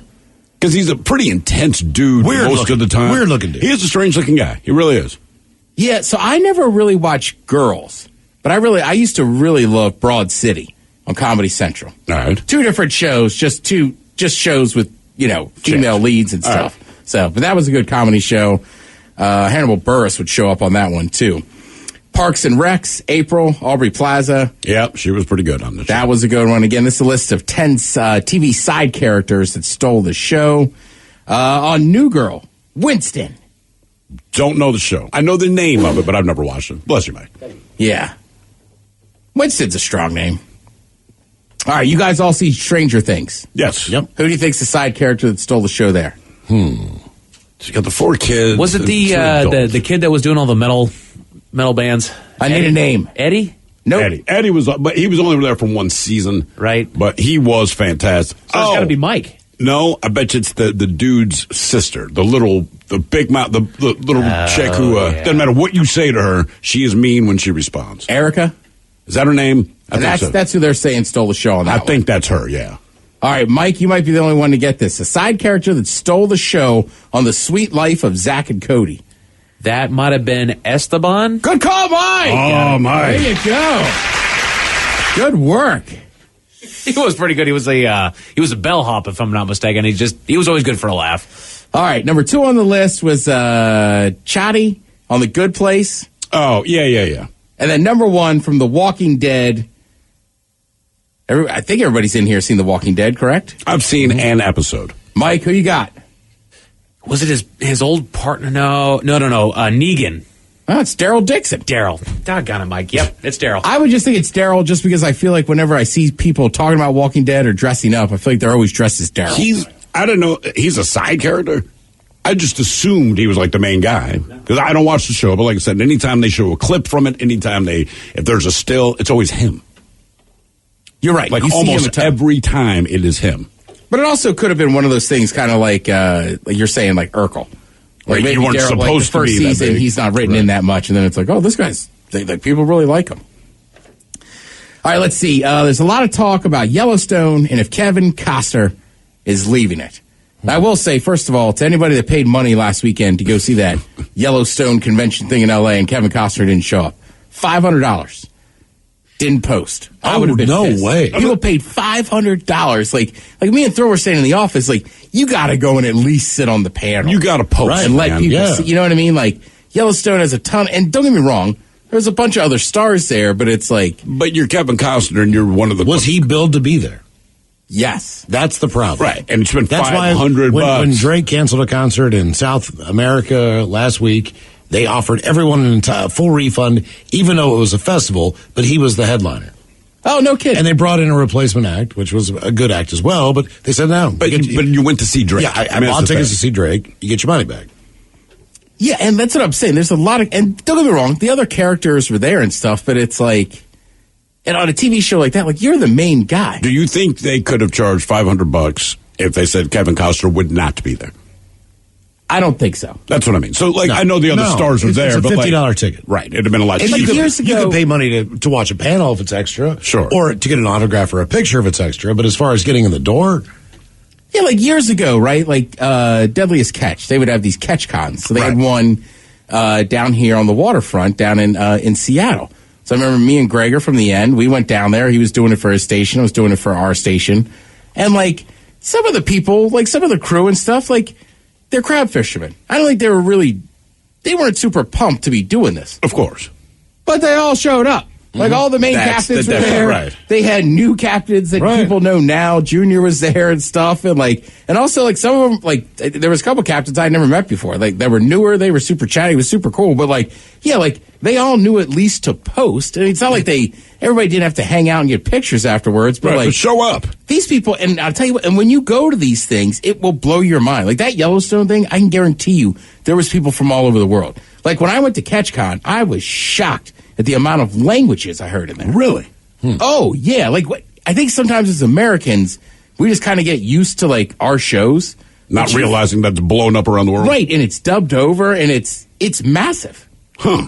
I mean, Hollywood still has that, you know, there's Bollywood, which is huge. Sure. I know Nigeria has a massive kind of Hollywood thing going on. Hollywood. Right, but it's not Hollywood. Hollywood's always going to have that upper echelon. I think our TV shows kind of end up having the same thing. Miles, you were right. The Kraken were playing last night. The Kraken need one win and those damn Flames to lose, and they clinch a playoff spot. So we're down on Calgary again, Mike. Yeah. Screw Calgary. The hell with Calgary. Thank you, Tim. We appreciate it. You're listening to The Men's Room. The Men's Room returns with Miles and Thrill. Now, let's see what's happening in the real world. All right, here we go. Philadelphia bank robber demands cash while forgetting to pull his mask over his face.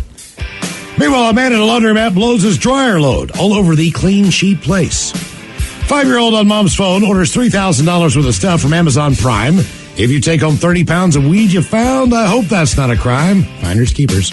And a PA man steals a school bus and puts a dead deer inside. It is time for your headline. Now, it's time to hit the headlines. Here's Mike Hawk. All right, top story. We go to Florida where a motorcyclist got himself into some trouble. An officer in the area noticed the bike operating with a phony New Jersey license plate reading, quote, "Bend over." I'm sure it's his name. The officer walked over to confront the rider, who quickly restarted his bike. Wow, that is not what I wrote down. Restarted his bike and sped off through a steady red light. He led officers on a high-speed chase for a while until it all came to a stop as the driver crashed. he was taken in and faces felony charges.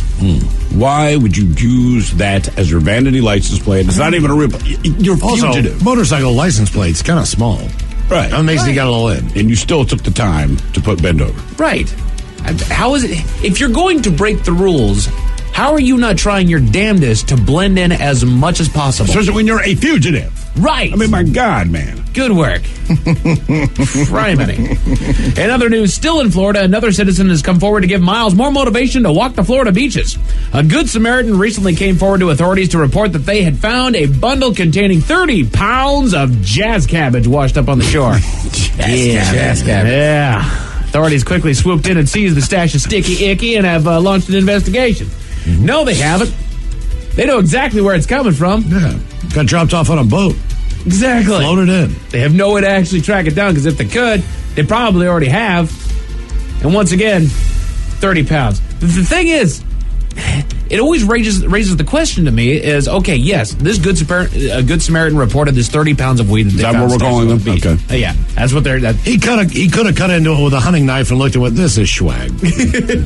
And go call the authorities. This is like Mexican dirt weed. But my question is how many of these bales wash up that just completely disappear? Well, the problem is my dad is a medical marijuana patient in Florida. And he said the weed there, medical-wise, is the worst weed he's ever smoked in his life because of the limitations they put on weed. Sure. So weed is still coming into Florida because the weed in Florida still sucks.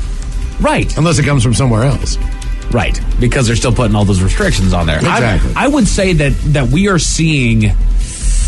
I'm going to say that we are seeing, just because of the area and the restrictions that are on it, tells me that most of the people are still kind of against it. So I'm going to say that there's probably 25% more than that are being reported that are actually just kind of disappearing into the night. Without question. This is a very unique story.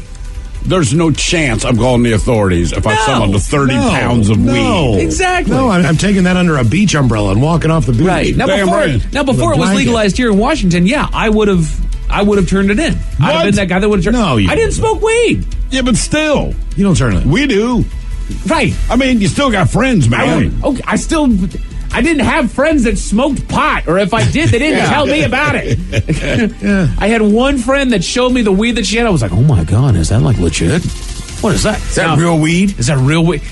This was in like middle school, so it could have been just absolute trash. Of course. Like, geez, oh wait. No, you know what? That was in high school. Okay. Anyway, to the lovely world of the internet where a robber was called out on Twitter. The photo was going viral from one user that put the thief's picture up and tagged it with, quote, bank robber forgets to pull up his mask over his face while demanding cash with threatening note to teller. And this shot is directly on this dude's face. He's got just that regular mask that everybody was wearing during the pandemic. He's got a hat on, which would have been probably a great disguise or a great way to cover himself up as he was giving this threatening letter. But because it was still wrapped around the chin diaper, as it were, which at that point, most people have just gotten rid of the restrictions altogether. So the only reason to wear that is to rob it. So why is it around your chin, stupid? I mean, if I'm the teller, I'd even tell them, like, hey, man, look, I'll go ahead and do this, but just so you know, you didn't put your mask on. Right. Like, I'm going to give you the money. No one needs to get shot, but they're going to find you. I just want to see film of one teller, like, turning around a monitor that shows that they're directly on camera. Like, that's you right there. Like, are you sure you want to do this? Right. Because you don't have your mask on and there's cameras on you. I'm going to give this to authorities. And you won't get far. I also have blister packs and tracking devices in the money that I'm giving you. I don't know. This is the oldest trick of the book. It's not happening. That's it for your headlines with that. Mike Hawkins out. Thank you, sir. We appreciate it. We'll see you tomorrow. The Head Chef's back with Ted's Meat and Potatoes and another round of Big Dummy. Yes, indeed. It's all true, but in the meantime, well, we be all about this bitch for 180 seconds or so. So until then, please do what you do best. And for Aletha's sake, stay beautiful. The Men's Room has been taped before a live studio audience. Wardrobe and makeup provided by Mantastic Limited. This has been a presentation of the Men's Room Radio Network. Oh, man! A Double Flush production.